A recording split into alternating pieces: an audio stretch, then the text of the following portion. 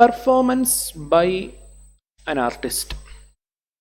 Artist എന്ന് വെച്ച് കഴിഞ്ഞാൽ കലാകാരൻ. അതിപ്പോൾ പാട്ട് പാടുന്ന ആളായിരിക്കാം, അഭിനയിക്കുന്ന ആളായിരിക്കാം, ഡാൻസേഴ്സ് ആയിരിക്കാം, ആര് വേണമെങ്കിലും, അല്ലെങ്കിൽ ചിത്രകാരന്മാരായിരിക്കാം. ഇവരെയാണല്ലോ നമ്മൾ ആർട്ടിസ്റ്റ് എന്ന് പറയുന്നത്. സോ ഒരു ആർട്ടിസ്റ്റിന് ചെയ്യുന്ന സേവനത്തിന് അയാൾക്ക് കിട്ടുന്ന പ്രതിഫലത്തിന് അയാൾ GST അടയ്ക്കണോ? നമ്മുടെ നാട്ടിലെ സിനിമാ നടന്മാരില്ലേ, എന്തോരം കാശാണ് അവർക്ക് കിട്ടുന്നത് എന്നൊക്കെ വാർത്തകളിലൊക്കെ വരുന്നതാണ്, നമുക്കറിയാം. അതിനവർ GST അടയ്ക്കേണ്ട ആവശ്യമുണ്ടോ? അപ്പോൾ അതിൻ്റെ ഉത്തരം യെസ്, അവർക്ക് GST ലയബിലിറ്റി ഉണ്ട്. എങ്കിലും ചില ആർട്ടിസ്റ്റുകൾക്ക് GST എക്സംഷൻ ഉണ്ട്. സോ എത്രയാണ്, ആർക്കാണ് ആ എക്സംഷൻ കിട്ടുക, എത്ര രൂപ വരെ, വല്ല ലിമിറ്റ് ഉണ്ടോ, ഇതൊക്കെയാണ് നമ്മൾ ഇനി കാണാനായിട്ട് പോകുന്നത്. സോ നോക്കിക്കോളാം. Services by an artist by way of performance. ഇപ്പോൾ ആർട്ടിസ്റ്റ് പെർഫോം ചെയ്യുകയാണ്, ഒരു പെർഫോമിംഗ് ആർട്ടിസ്റ്റാണ് എന്ന് പറയുമ്പോൾ in folk or classical art form. അത് ഫോക്ക് ഫോമിലുള്ളതാകാം, and it could be in classical art form. ഇനി പെർഫോമൻസ് ആകുമ്പോഴത്തേക്കും അത് മ്യൂസിക്കിലാകാം, അതുപോലെ തന്നെ ഡാൻസിലാകാം, തിയേറ്ററിക്കൽ പെർഫോമൻസ് ആകാം. അതായത് സംഗീതം, നൃത്തം, അതുപോലെ തന്നെ അഭിനയം. ഇത് ഈ പറയുന്ന ഏതിലാണെങ്കിലും, അത് ക്ലാസിക്കൽ ഫോമിലോ ഫോക്ക് ഫോമിലോ ആണെന്നുണ്ടെങ്കിൽ അവർക്ക് GST, അവർക്ക് കിട്ടുന്ന ഈ പെർഫോമൻസിലൂടെ അവർക്ക് കിട്ടുന്ന പണത്തിന് അവർ GST അടയ്ക്കേണ്ട ആവശ്യം ഇല്ല. ഇഫ് ദി കൺസിഡറേഷൻ, പക്ഷെ ഒരു കണ്ടീഷൻ ഉണ്ട്, അതൊരു കണ്ടീഷണൽ എക്സംഷൻ ആണ്. If the consideration charged for such performance is not more than 1,50,000. പക്ഷെ അവർ വാങ്ങുന്ന തുക 1.5 ലക്ഷം രൂപയ്ക്ക്, ആ പെർഫോമൻസിന് അവർ വാങ്ങുന്ന തുക 1.5 ലക്ഷം രൂപയ്ക്ക് മേളിൽ പോകാൻ പാടില്ല. ഒരു ഡാൻസ് പെർഫോമൻസ്, ഒരു പാട്ട് പാടുന്ന ആൾ 1.5 ലക്ഷം രൂപയ്ക്ക് താഴെയാണ് പ്രതിഫലമെങ്കിൽ അയാൾക്ക് GST ലയബിലിറ്റി ഉണ്ടായിരിക്കില്ല. ഇങ്ങനെയൊക്കെയാണെങ്കിലും however the exemption shall not apply to service provided by such artist as a brand ambassador. ഈ ബ്രാൻഡ് അംബാസഡർ എന്ന് പറഞ്ഞു കഴിഞ്ഞാൽ എന്താണ്? ഒരു പ്രോഡക്റ്റിൻ്റെ എന്താണ്, പ്രചാരകൻ. അതിനെയാണ് നമ്മൾ അംബാസഡർ എന്ന് പറയുന്നത്. ഇപ്പോൾ ഒരു പ്രോഡക്റ്റിൻ്റെയോ ഒരു സ്ഥാപനത്തിൻ്റെയോ ഒരു സർവീസിൻ്റെയോ ഒക്കെ പ്രചാരകനായി നിന്നുകൊണ്ടാണ് ഇത് ചെയ്യുന്നതെങ്കിൽ. അപ്പം നമുക്കറിയാമല്ലോ, ഒരുപാട് പ്രോഡക്റ്റുകൾക്ക് അംബാസഡേഴ്സ് ഉണ്ട്. ഒരുപാട്, ഇപ്പോൾ നമ്മൾ ചില പ്രോഡക്റ്റുകൾ, ഇപ്പോൾ തംസപ്പിൻ്റെ പരസ്യം കാണുമ്പോൾ അതിനകത്ത് തംസപ്പിൻ്റെ ഒരു കാണുമ്പോൾ നമുക്ക് കുറേ കാലം, ഇപ്പോൾ സൽമാൻ ഖാൻ ഉണ്ടായിരുന്നു അല്ലേ, ഇപ്പോൾ അല്ലു അർജുനാണ് ഇപ്പോൾ തംസപ്പിൻ്റെ, ഇടയ്ക്ക് മഹേഷ് ബാബു ഉണ്ടായിരുന്നു. അപ്പോൾ ഇങ്ങനെ നമുക്ക് ബ്രാൻഡ് അംബാസഡർ, ഒരു പ്രോഡക്റ്റ് കാണുമ്പോൾ തന്നെ നമുക്ക് അതിൻ്റെ ബ്രാൻഡ് അംബാസഡർ ആയിട്ട് നമുക്ക് വരാറുണ്ട്. അപ്പോൾ പറഞ്ഞു വരുന്നത്, അവർക്കെല്ലാം GST എക്സംഷൻ ഉണ്ട് എന്നുള്ളതല്ല പറഞ്ഞു വന്നത്. ഇപ്പം നമ്മൾ ഒരു പ്രോഡക്റ്റിൻ്റെ അല്ലെങ്കിൽ ഒരു സ്ഥാപനത്തിൻ്റെ ബ്രാൻഡ് അംബാസഡർ ആയിട്ട് നമ്മൾ പ്രവർത്തിക്കുകയാണ്. അതിൻ്റെ ഭാഗമായിട്ട് നമ്മൾ മ്യൂസിക്കോ ഡാൻസോ തിയേറ്ററിക്കൽ പെർഫോമൻസോ നടത്തി. അതിന് നമുക്ക് കിട്ടുന്ന കൺസിഡറേഷൻ അതിന് 1.5 ലക്ഷം രൂപയ്ക്ക് താഴെയാണെങ്കിൽ പോലും അതിന് GST ബാധകമായിരിക്കും. ഇപ്പം നോർമലി ഉള്ള ഒരു പെർഫോമൻസ് 1.5 ലക്ഷം രൂപ വരെ GST ഇല്ല. പക്ഷെ ഒരു ബ്രാൻഡ് അംബാസഡർ എന്ന നിലയിലാണ് നിങ്ങൾ പെർഫോം ചെയ്യുന്നതെങ്കിൽ അത് കിട്ടുന്ന തുക എത്ര രൂപയാണെന്നുണ്ടെങ്കിലും ദാറ്റ് ഷാൽ ബി ടാക്സബിൾ എന്നുള്ളതാണ്. സോ അതാണ് പെർഫോമൻസ് ബൈ ആൻ ആർട്ടിസ്റ്റ്. ഒരു പോയിന്റ് അതിനകത്ത് ഉൾപ്പെടുന്നുണ്ടായിരുന്നുള്ളൂ. Next, right to admission to various events എന്ന് പറഞ്ഞപ്പോൾ നമ്മൾ എക്സാമ്പിൾ പറയുകയാണെങ്കിൽ, സിനിമ കാണാൻ പോവാണ്, നമ്മൾ തിയേറ്ററിൽ പോയി ടിക്കറ്റ് എടുക്കും. ടിക്കറ്റിൻ്റെ കൂടെ നിങ്ങൾ GST കൊടുക്കുന്നത് കണ്ടിട്ടുണ്ട്. അപ്പം ഇങ്ങനെ പല പരിപാടിക്ക് നമ്മൾ പോകാറുണ്ട്. ഇപ്പോൾ നമ്മൾ ക്രിക്കറ്റ് കാണാൻ പോകുന്നു, ഫുട്ബോൾ കാണാൻ, ഇപ്പോൾ IPL സീസൺ. അപ്പോൾ IPL സീസൺ നടക്കുകയാണ്. അപ്പോൾ സ്വാഭാവികമായി നമ്മൾ എന്ത് ചെയ്യുകയാണ്, ഇപ്പോൾ ഒരു ക്രിക്കറ്റ് മത്സരം കാണാൻ പോയി ടിക്കറ്റ് എടുത്ത് ആ ടിക്കറ്റിന് നമ്മൾ GST കൊടുക്കേണ്ട ആവശ്യമുണ്ടോ? പറഞ്ഞു വരുന്നത് ഇതാണ്, നമുക്ക് ഇതിനെയാണ് നമ്മൾ right to admission to various events എന്ന് പറയുന്നത്. ഇപ്പോൾ ഒരു ഈവൻറ്റ് നടക്കണം, അത് സിനിമയാകാം, ഒരു കായിക മത്സരമാകാം, അല്ലെങ്കിൽ ഒരു കലാ മത്സരമോ ഈവൻറ്റോ ആയിരിക്കാം, എന്ത് വേണമെങ്കിലാകാം. അപ്പോൾ അതിന് നമ്മൾ ടിക്കറ്റ് എടുത്ത് കയറുകയാണ്. ആ ടിക്കറ്റിനോടൊപ്പം GST വാങ്ങണോ എന്നുള്ളതാണ്. GST വാങ്ങണം, but there are exemptions.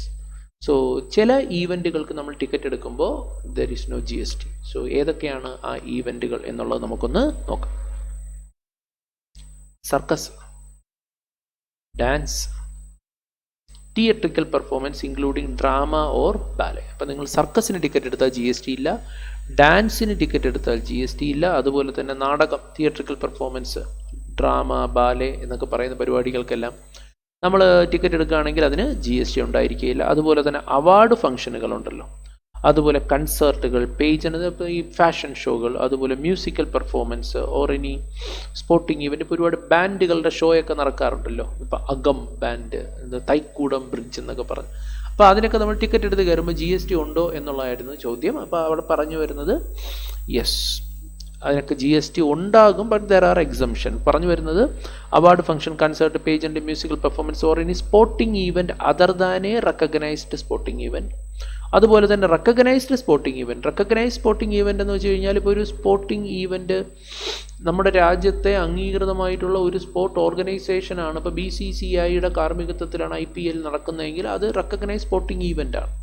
So recognise sporting event ഉണ്ട്, അൺറെക്കഗ്നൈസ് സ്പോർട്ടിംഗ് ഇവൻ്റ് ഉണ്ട്. ഇപ്പോൾ ലൈക്ക് നമ്മുടെ നാട്ടിലൊക്കെ സെവൻസ് ഫുട്ബോൾ മത്സരം നടക്കുകയാണ്. ഇപ്പോൾ ഒരു ടിക്കറ്റ് എടുത്താണ് എന്ത് ചെയ്യുന്നത്, ആൾക്കാർ അതിനകത്തേക്ക് കയറ്റുന്നത്. ഒരു അൺറെക്കഗ്നൈസ് സ്പോർട്ടിംഗ് ഇവൻ്റ് ആണ്. അപ്പോൾ ഇതിനൊക്കെ GST എക്സംഷൻ ഉണ്ടോ എന്ന് വെച്ച് കഴിഞ്ഞാൽ പറഞ്ഞു വരുന്നത് ഇതിനെല്ലാത്തിനും തന്നെ GST എക്സംഷൻ ഉണ്ട്. അതുപോലെ പ്ലാനറ്റോറിയം. ഓക്കെ, പ്ലാനറ്റോറിയം ഒരുപക്ഷെ നിങ്ങൾ സ്കൂളിൽ നിന്നൊക്കെ പോയിട്ടൊക്കെ ഉണ്ടാകും. പറഞ്ഞു വരുന്നത് ഈ പറയുന്ന 4 കാര്യങ്ങൾക്കും നിങ്ങൾ ടിക്കറ്റ് എടുത്ത് അകത്ത് കയറുമ്പോൾ എന്തുണ്ടാകും, GST എക്സംഷൻ ഉണ്ടാവും. ഉറക്കം വരുന്നു. സോ പക്ഷേ കണ്ടീഷൻ ഉണ്ട്, വേറെ the consideration for admission is not more than 500 per person. പക്ഷേ ഒരാൾക്കുള്ള ടിക്കറ്റ് നിരക്ക് 500 രൂപയ്ക്ക് മേളിൽ പോകാൻ പാടില്ല. 500 രൂപയ്ക്ക് മേളിൽ പോയാൽ ഈ പറയുന്ന ഒന്നിനും നമുക്ക് GST എക്സംഷൻ ഉണ്ടാവില്ല. ഉദാഹരണത്തിന് നമ്മൾ ഈ പറഞ്ഞതുപോലെ ഈ ഒരു റെക്കഗ്നൈസ്ഡ് സ്പോർട്ടിംഗ് ഈവൻ്റ്, ഒരു ക്രിക്കറ്റ് മത്സരം, ഫുട്ബോൾ മത്സരം കാണാൻ പോകുന്നു. ഒരു ടിക്കറ്റിന് 5000 രൂപ, GST ഉണ്ടാവും, ഉറപ്പായിട്ടുണ്ടാവും.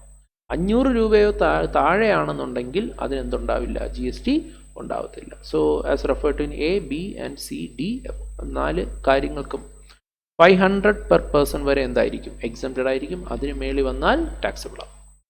Next point number 70, services by way of വീണ്ടും അഡ്മിഷൻ ടു. നമ്മൾ മ്യൂസിയം പോകാറുണ്ട്, നാഷണൽ പാർക്കുകൾ, wild life sanctuary, tiger reserves. ഒരുപക്ഷെ നിങ്ങൾ പോയിട്ടുണ്ടോ ഇവിടെയൊക്കെ? സൂലൊക്കെ എന്തായാലും പോയിട്ടുണ്ടാവുമല്ലോ അല്ലേ, മൃഗശാലയിലൊക്കെ പോയിട്ടുണ്ടാവും. അപ്പോൾ അവിടെയൊക്കെ പോയി നിങ്ങൾ ടിക്കറ്റ് എടുക്കുമ്പോൾ അതിന് GST ഉണ്ടാവുമോ? ഒരിക്കലും GST ഇല്ല, അതെല്ലാം പൂർണ്ണമായിട്ടും എക്സംപ്റ്റഡ് ആണ്. Then services, next 71, services by way of admission to protected monument so declared under the Ancient Monument and Archaeological Sites and Remains Act 1958 or any of the state act for the time being in force. പറഞ്ഞ പോയിന്റിന്റെ അർത്ഥം എന്താണെന്ന് വെച്ച് കഴിഞ്ഞാൽ services by way of admission to protected monument so declared, അതായത് സംരക്ഷിത സ്മാരകങ്ങൾ.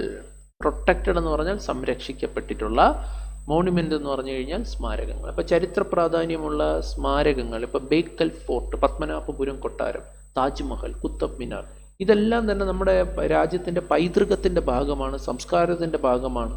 അപ്പോൾ അതൊക്കെ സംരക്ഷിച്ച് പോരുന്നത് കൂടിയാണ്. അപ്പോൾ ഇവിടെയൊക്കെ നമ്മൾ എന്ത് ചെയ്യാണ്, സന്ദർശിക്കുമ്പോൾ നമുക്ക് ടിക്കറ്റ് എടുത്താണ് നമ്മൾ അകത്ത് കയറുന്നതെങ്കിൽ ആ ടിക്കറ്റ് ചാർജിൻ്റെ മേളിൽ GST ഉണ്ടാവുമോ? ഇല്ല. അതാണ് പറഞ്ഞ പോയിന്റിൻ്റെ അർത്ഥം.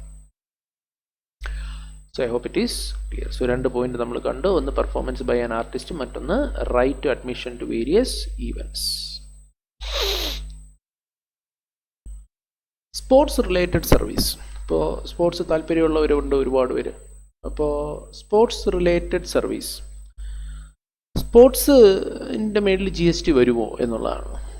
ഉറപ്പായിട്ടും വരും. അതായത് നമ്മളിപ്പോൾ ഒരു പ്ലെയേഴ്സ്, ഉദാഹരണം പറയുകയാണെങ്കിൽ ഇപ്പോൾ ക്രിക്കറ്റ് കളിക്കാരൻ, ഫുട്ബോൾ കളിക്കാരൻ, ഇവർക്കെല്ലാം GST ലയബിലിറ്റി ഉണ്ടാവുക. ചുമ്മാതല്ലോ, അവർ കാശ് മേടിച്ചല്ലേ കളിക്കുന്നത്. അപ്പോൾ കാശ് മേടിച്ച് അവരൊരു ടീമിന് വേണ്ടി കളിക്കുകയാണെന്നുണ്ടെങ്കിൽ അതിനർത്ഥം they are providing service to that team management. So ഉറപ്പായിട്ടും അതിൻ്റെ മേളിൽ എന്ത് വരണം, GST വരണം. പക്ഷേ അവിടെ എക്സംഷൻ ഉണ്ട്. ഇപ്പോൾ നമ്മുടെ സ്വന്തം സഞ്ജു സാംസൺ നിങ്ങൾക്കറിയാമല്ലോ, ഇന്ത്യൻ BCCI അദ്ദേഹത്തിന് കാശ് കിട്ടുന്നുണ്ട്. BCCIക്ക് വേണ്ടിയിട്ടാണ് അദ്ദേഹം ഇന്ത്യൻ ടീമിൽ കളിക്കുന്നത്. അതുപോലെ തന്നെ രാജസ്ഥാൻ റോയൽസിൻ്റെ ക്യാപ്റ്റൻ കൂടിയാണ് അദ്ദേഹം. സോ ആ ഫ്രാഞ്ചൈസിക്ക് വേണ്ടി അദ്ദേഹം എന്ത് ചെയ്യാണ്, ക്രിക്കറ്റ് കളിക്കുന്നുണ്ട്. ചുമ്മാ അതല്ല, നല്ല കാശ് കിട്ടുന്നുണ്ട്. അപ്പോൾ പോയിന്റ് ഇതാണ്, ഈ കിട്ടുന്ന കാശ് ഇതിനൊക്കെ തന്നെ GST വരുമോ ഇല്ലയോ എന്നുള്ളതാണ് ചോദ്യം. ഒരു സംശയം വേണ്ട, GST ഉണ്ടാവും. പക്ഷേ ദർ ആർ സർട്ടൻ എക്സംഷൻസ്. നമുക്ക് നോക്കാം. സർവീസസ് പ്രൊവൈഡഡ്, ഇതൊരു റെസിപ്പിയൻ്റ് സ്പെസിഫിക് ആയിട്ടുള്ളൊരു എക്സംഷൻ കൂടിയാണ്. Services provided to a recognised sports body നമ്മൾ സർവീസ് പ്രൊവൈഡ് ചെയ്യുന്നത് ഒരു റെക്കഗ്നൈസ്ഡ് സ്പോർട്സ് ബോഡി, ഒരു അംഗീകൃതമായിട്ടുള്ള ഒരു സ്പോർട്സ് സ്ഥാപനത്തിന് വേണ്ടിയിട്ടാണ്.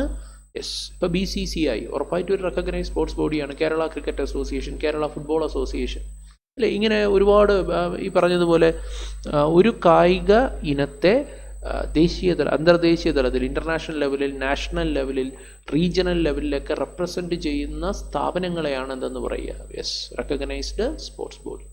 ഇപ്പോൾ BCCI എന്ന് പറയുന്ന സ്ഥാപനമാണ് ഇൻ്റർനാഷണൽ ലെവലിൽ ഇന്ത്യയുടെ ക്രിക്കറ്റ് ടീമിനെ റെപ്രസെൻ്റ് ചെയ്യുന്നത്. അല്ലാതെ വേറെ ആർക്കെങ്കിലും ഇന്ത്യൻ ടീം എന്ന് പറഞ്ഞൊരു ടീം ഉണ്ടാക്കാൻ പറ്റുമോ? അങ്ങനെ പറ്റത്തില്ലല്ലോ. നമ്മുടെ രാജ്യത്ത് അതിനൊരു സംവിധാനം ഉണ്ടാവണം. ഓക്കെ, അപ്പോൾ ക്രിക്കറ്റ് കളിക്കാൻ ഉള്ള ഒരു ബോഡി എന്ത് വേണം? അവിടെ സ്ഥാപിതമാവണം. അതാണ് BCCI എന്ന് പറയുന്നത്. അപ്പോൾ അതൊരു റെക്കഗ്നൈസ് സ്പോർട്സ് ബോഡിയാണ്. ഇപ്പോൾ കേരളത്തിൽ ക്രിക്കറ്റ് കളിക്കുന്ന എത്രയോ ആൾക്കാരുണ്ട് എന്നും പറഞ്ഞ് നമുക്ക് കേരള ടീം എന്ന് പറഞ്ഞ് നമുക്ക് പോയി എവിടെയെങ്കിലും കളിക്കാൻ പറ്റുമോ? ഇല്ല. അപ്പോൾ അവിടെ എന്തുണ്ടാവണം എന്നുള്ളതാണ്. അവിടെ റെക്കഗ്നൈസ്ഡ് ആയിട്ടുള്ള സ്പോർട്സ് ബോഡി, അതാണ് Kerala cricket association. Yes, so services provided to a recognised sports body by, ആരാണ് ഈ റെക്കഗ്നൈസ്ഡ് സ്പോർട്സ്? അപ്പോൾ നമ്മൾ റെക്കഗ്നൈസ്ഡ് സ്പോർട്സ് ബോഡിക്കാണ് സർവീസ് പ്രൊവൈഡ് ചെയ്യുന്നതെങ്കിൽ ആര് പ്രൊവൈഡ് ചെയ്യുന്ന കാര്യമാണ്? An individual as a player. ഒന്നുകിൽ ഒരു ഇൻഡിവിജ്വലാണ് ആ സർവീസ് പ്രൊവൈഡ് ചെയ്യുന്നത്. ഒന്നുകിൽ അയാൾ ഒരു പ്ലെയർ എന്ന നിലയിൽ, അല്ലെങ്കിൽ റഫറി എന്ന നിലയിൽ, അമ്പയർ എന്ന നിലയിൽ, കോച്ച് എന്ന നിലയിൽ, അല്ലെങ്കിൽ ടീം മാനേജർ എന്ന നിലയിൽ എന്ത് ചെയ്യുന്നുണ്ട്? സർവീസ് പ്രൊവൈഡ് ചെയ്യുന്നുണ്ട്. ഇപ്പോൾ നമ്മുടെ സഞ്ജു സാംസൺ BCCIക്ക് പ്രൊവൈഡ് ചെയ്യുന്ന സേവനം എക്സംപ്റ്റഡ് ആണ്. അല്ലെങ്കിൽ ഒരു റഫറി, ഈ പറയുന്ന മാച്ച് റഫറിമാരുണ്ടല്ലോ, അമ്പയർമാരുണ്ടല്ലോ, ഇവരെല്ലാവരും തന്നെ പ്രൊവൈഡ് ചെയ്യുന്ന സേവനം എക്സംപ്റ്റഡ് ആണ്. ടീം കോച്ച് ഉണ്ടാകും, ടീം മാനേജർ ഉണ്ടാകും, ഇവരെല്ലാവരും തന്നെ ആ ഒരു റെക്കഗ്നൈസ് സ്പോർട്സ് ബോഡിക്ക് വേണ്ടിയിട്ടാണ് പ്രവർത്തിക്കുന്നത്. സോ അവർ പ്രൊവൈഡ് ചെയ്യുന്ന സേവനം എന്താകും? എക്സംപ്റ്റഡ് ആകും. For participation in a sporting event organised by the recognised sports body. അതുപോലെ തന്നെ ഒരു റെക്കഗ്നൈസ്ഡ് സ്പോർട്സ് ബോഡിക്ക് മറ്റൊരു റെക്കഗ്നൈസ്ഡ് സ്പോർട്സ് ബോഡി പ്രൊവൈഡ് ചെയ്യുന്ന സർവീസും എക്സംപ്റ്റഡ് ആണ്. So services provided to a recognised sports body by another recognised sports body is also exempted. Next, 73. Services by way of sponsorship of sporting event. Services by way of sponsorship. നമ്മൾ sponsorship of sporting event. Sporting ഈവൻറ്റുകൾ, സ്പോർട്സിനെ നമ്മൾ sponsor ചെയ്യുകയാണെന്നുണ്ടെങ്കിൽ, അപ്പോൾ എന്താണ് ഈ sponsorship service എന്നുള്ളത് നമ്മൾ ചാർജബിലിറ്റി എന്ന ചാപ്റ്ററിൽ കണ്ടതാണ്, അല്ലേ? നമ്മൾ പഠിച്ചതാണ്. അപ്പോൾ services by way of sponsorship of sporting event. എന്താണ് ഈ സ്പോൺസർഷിപ്പ് സർവീസ് എന്ന് വെച്ച് കഴിഞ്ഞാൽ? സ്പോൺസർഷിപ്പ് സർവീസ് എന്ന് പറഞ്ഞു കഴിഞ്ഞാൽ നമ്മൾ കാശ് മേടിച്ചിട്ട് എന്ത് ചെയ്യാണ്? യെസ്, അത് നമ്മൾ പരസ്യം കൊടുക്കുന്നതിനെയാണ് സ്പോൺസർഷിപ്പ് സർവീസ് എന്ന് പറയും. ഇപ്പം ഞാനൊരു ഈവൻറ്റ് കണ്ടക്ട് ചെയ്യുന്നുണ്ടാകും. ആ ഈവൻറ്റിലേക്ക് നിങ്ങൾ പരസ്യത്തിന് വേണ്ടി നിങ്ങൾ കാശ് എനിക്ക് തന്നു.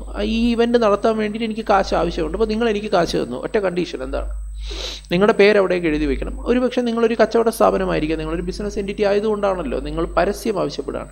ഞാൻ ഈ ഈവൻറ്റ് നടത്തുമ്പോൾ ഒരുപാട് ജനങ്ങൾ അവിടെ കൂടുന്നുണ്ട്. അപ്പം ഞാൻ അവരോടെല്ലാം പറയണം, ഞാൻ ഈ ഈവൻറ്റ് നടത്തുന്നത് ഇന്ന ആൾ തന്ന കാശ് കൊണ്ടാണ്, അവരാണ് അതിൻ്റെ സ്പോൺസേഴ്സ് എന്ന് പറയണം. അപ്പോൾ നിങ്ങളുടെ പേരിങ്ങനെ ഉയർന്ന് എല്ലായിടത്തും കേൾക്കണം. അതിന് വേണ്ടിയിട്ടാണ് നിങ്ങൾ എനിക്ക് ഈ കാശ് തന്നിരിക്കുന്നത്. ഓക്കെ, അപ്പം ഞാൻ നിങ്ങൾക്ക് തന്ന കാശ്, നിങ്ങൾ എനിക്ക് കാശ് തന്നു, ഞാൻ നിങ്ങൾക്ക് സർവീസ് പ്രൊവൈഡ് ചെയ്തു. ഞാൻ ഈ പ്രൊവൈഡ് ചെയ്ത സർവീസിനെയാണ് സ്പോൺസർഷിപ്പ് സർവീസ് എന്ന് പറയും. സോ ശരി, ഇനിയിപ്പോൾ എന്താണ് ഇവിടെ? ഞാൻ ആരാണ്? ഞാനിവിടെ സംഘടിപ്പിക്കുന്ന ഈവൻറ്റ് എന്താണ്? ഒരു സ്പോർട്ടിംഗ് ഈവൻ്റാണ്. ഞാൻ ക്രിക്കറ്റോ ഫുട്ബോളോ ഹാൻഡ്ബോളോ ബാസ്കറ്റ്ബോളോ ബാഡ്മിൻ്റനോ എന്തോ ഞാൻ സംഘടിപ്പിക്കുകയാണ്. അതിലേക്ക് നിങ്ങൾ എന്ത് ചെയ്തു? യെസ്, സ്പോൺസർ ചെയ്തു, കാശിട്ടു. നോക്കിയേ, അങ്ങനെയാണെങ്കിൽ ഞാൻ ചെയ്ത സേവനം എന്താകും? എക്സംപ്റ്റഡ് ആകും. അപ്പോൾ ഇനി ബാക്കി കാര്യത്തിലേക്ക് പോവാം. Services by way of sponsorship of sporting event. ഇനി സ്പോർട്ടിംഗ് ഈവൻറ്റ് ഓർഗനൈസ് ചെയ്യുന്ന ആരാണ്? ഇവിടെ സപ്ലയർ ആരാണ്? By a national sports federation or its affiliated federations. അതൊരു ദേശീയ കായിക ഫെഡറേഷനാണ്.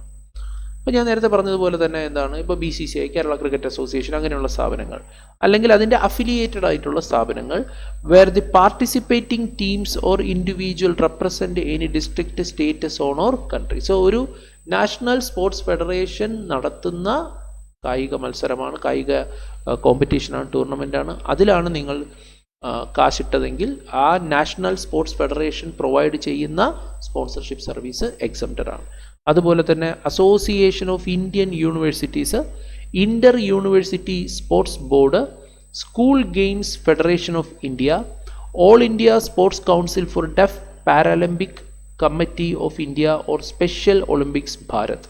ഈ പറയുന്ന സ്ഥാപനങ്ങൾ, അസോസിയേഷനുകൾ, സംഘടനകൾ, ബോർഡുകൾ ഒക്കെ ഈ പറയുന്ന കൗൺസിലുകളൊക്കെ സംഘടിപ്പിക്കുന്ന സ്പോർട്ടിംഗ് ഈവൻറ്റിലേക്കാണ് നിങ്ങൾ കാശ് കൊടുത്തത്. അപ്പോൾ ഇത്തരം സ്ഥാപനങ്ങൾ, ഈ അസോസിയേഷനുകൾ അല്ലെങ്കിൽ കൗൺസിൽ പ്രൊവൈഡ് ചെയ്യുന്ന സ്പോൺസർഷിപ്പ് സർവീസ് പൂർണ്ണമായും എക്സംപ്റ്റഡ് ആണ്.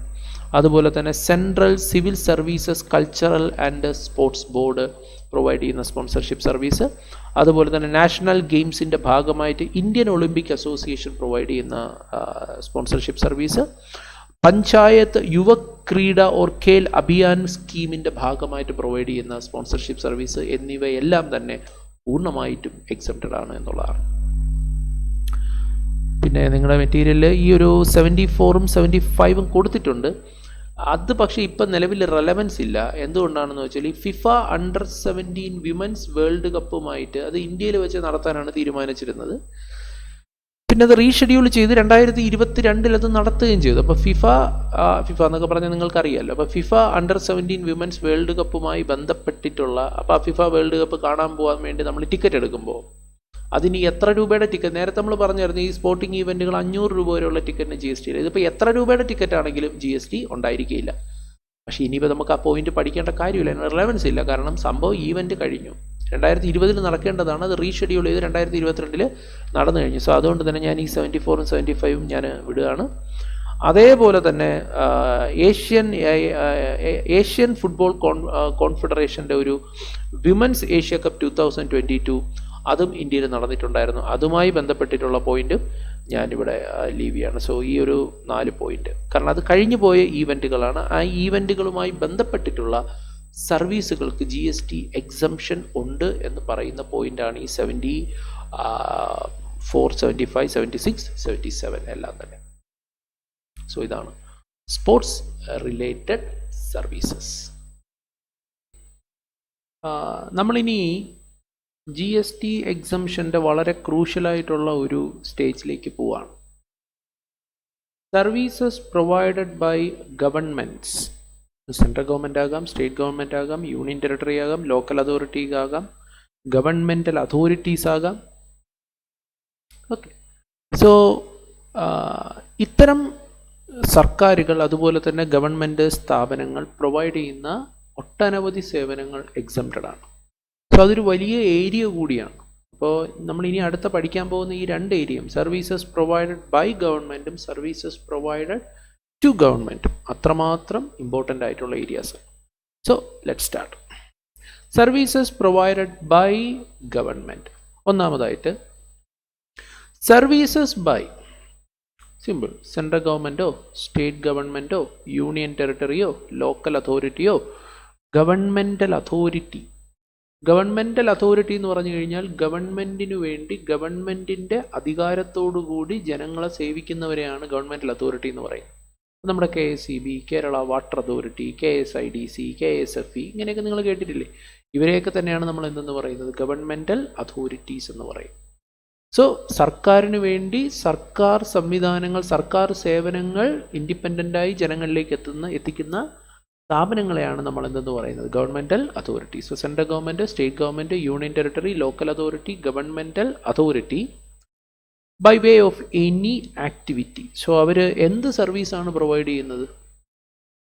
Any activity. അവരുടെ സർവീസ് എന്ന് പറയുന്നത് any activity in relation to any function entrusted to a municipality. നോക്കൂ, നമ്മുടെ രാജ്യത്ത്, നമ്മുടെ നാട്ടിൽ മുനിസിപ്പാലിറ്റികളുണ്ട്. മുനിസിപ്പാലിറ്റി, മുനിസിപ്പൽ കോർപ്പറേഷൻ നിങ്ങൾ കേട്ടിട്ടുണ്ടാകും. ഈ മുനിസിപ്പാലിറ്റി അല്ലെങ്കിൽ മുനിസിപ്പൽ കോർപ്പറേഷൻ്റെ ഉത്തരവാദിത്തം എന്താണ്, ജോലി എന്താണ്, അവരെന്ത് ഫങ്ഷനാണ് ചെയ്യുന്നത്? ഇപ്പം നിങ്ങളുടെ വീടൊരു മുനിസിപ്പാലിറ്റിയിലാണെങ്കിൽ നിങ്ങളുടെ നാട്ടിൽ ഒരു കൗൺസിലർ ഉണ്ടാവുമല്ലോ, മുനിസിപ്പാലിറ്റിയിലേക്ക് ജയിച്ചു പോയാൽ. ഇങ്ങനെ ഓരോ അതിന് വാർഡുകളുണ്ടാവും. ഓരോ നിങ്ങളുടെ വീടിരിക്കുന്ന ഒരു വാർഡ്, തൊട്ടടുത്ത വാർഡ്, ഇങ്ങനെ ഓരോ വാർഡിലെയും കൗൺസിലർമാർ. ഈ കൗൺസിലർമാരെല്ലാവരും കൂടി എവിടെയാണ് പോകുന്നത്? മുനിസിപ്പാലിറ്റിയിലെ മെമ്പർമാരാണ്. അവരവിടെ കൂടിയിരുന്നുകൊണ്ട് അവർക്ക് അവരിൽ നിക്ഷിപ്തമായിരിക്കുന്ന കുറേ ഉത്തരവാദിത്തങ്ങളുണ്ട്. എന്താണ് ഉത്തരവാദിത്തം? അതായത് ആ മുനിസിപ്പാലിറ്റിയുടെ കീഴിൽ വരുന്ന ആ ഭൂപ്രദേശത്തെ ജനങ്ങളുടെ ജീവിത നിലവാരം ഉയർത്തുക എന്നുള്ളതാണ് അവരുടെ ഉത്തരവാദിത്തം. കൃത്യമായി കുടിവെള്ളം എത്തിക്കുക, കറണ്ട് എത്തിക്കുക, ഇലക്ട്രിസിറ്റി എത്തിക്കുക, ഓക്കെ, റോഡ് പണിയുക, ഓക്കെ. അപ്പോൾ കുടിവെള്ളം, അതുപോലെ തന്നെ റോഡ്, വൈദ്യുതി, വീടില്ലാത്തവർക്ക് വീട് ഉറപ്പാക്കേണ്ട ഉത്തരവാദിത്തം മുനിസിപ്പാലിറ്റിക്കുണ്ട്. ഓക്കെ, നമ്മുടെ നാടും പരിസരവും, റോഡും പരിസരവും എല്ലാം വൃത്തിഹീനമായി കിടക്കുന്നത് വൃത്തിയാക്കാനുള്ള ഉത്തരവാദിത്തം മുനിസിപ്പാലിറ്റിക്കാണ്, വേറെ ആർക്കുമല്ല, അത് മുനിസിപ്പാലിറ്റിയുടെ ഉത്തരവാദിത്തമാണ്. അതുപോലെ തന്നെ കൃഷി ചെയ്യുന്ന ആൾക്കാരെ സഹായിക്കുക, ഫാമിങ്, അതുപോലെ തന്നെ എന്താണ് ഈ പറഞ്ഞതുപോലെ ഈ അനിമൽ ഹസ്ബൻഡറി, ഫിഷറീസ്, ഈ പോൾട്രി, ഇങ്ങനെ തുടങ്ങിയ ഒട്ടനവധി, അത് പൊതുജനങ്ങളുടെ ജീവിത നിലവാരം ഉയർത്തുന്നതിന് വേണ്ടിയിട്ട്, തൊഴിലില്ലാത്ത ആൾക്കാർക്ക് തൊഴിൽ നേടാൻ അവരെ സഹായിക്കുക. ഇതൊക്കെ നമ്മൾ നേരത്തെ പഠിച്ച NSDC സംഭവങ്ങൾ നമ്മൾ കണ്ടതാണ്. National vocational council four vocational education training നമ്മളിത് കണ്ടതാണ്.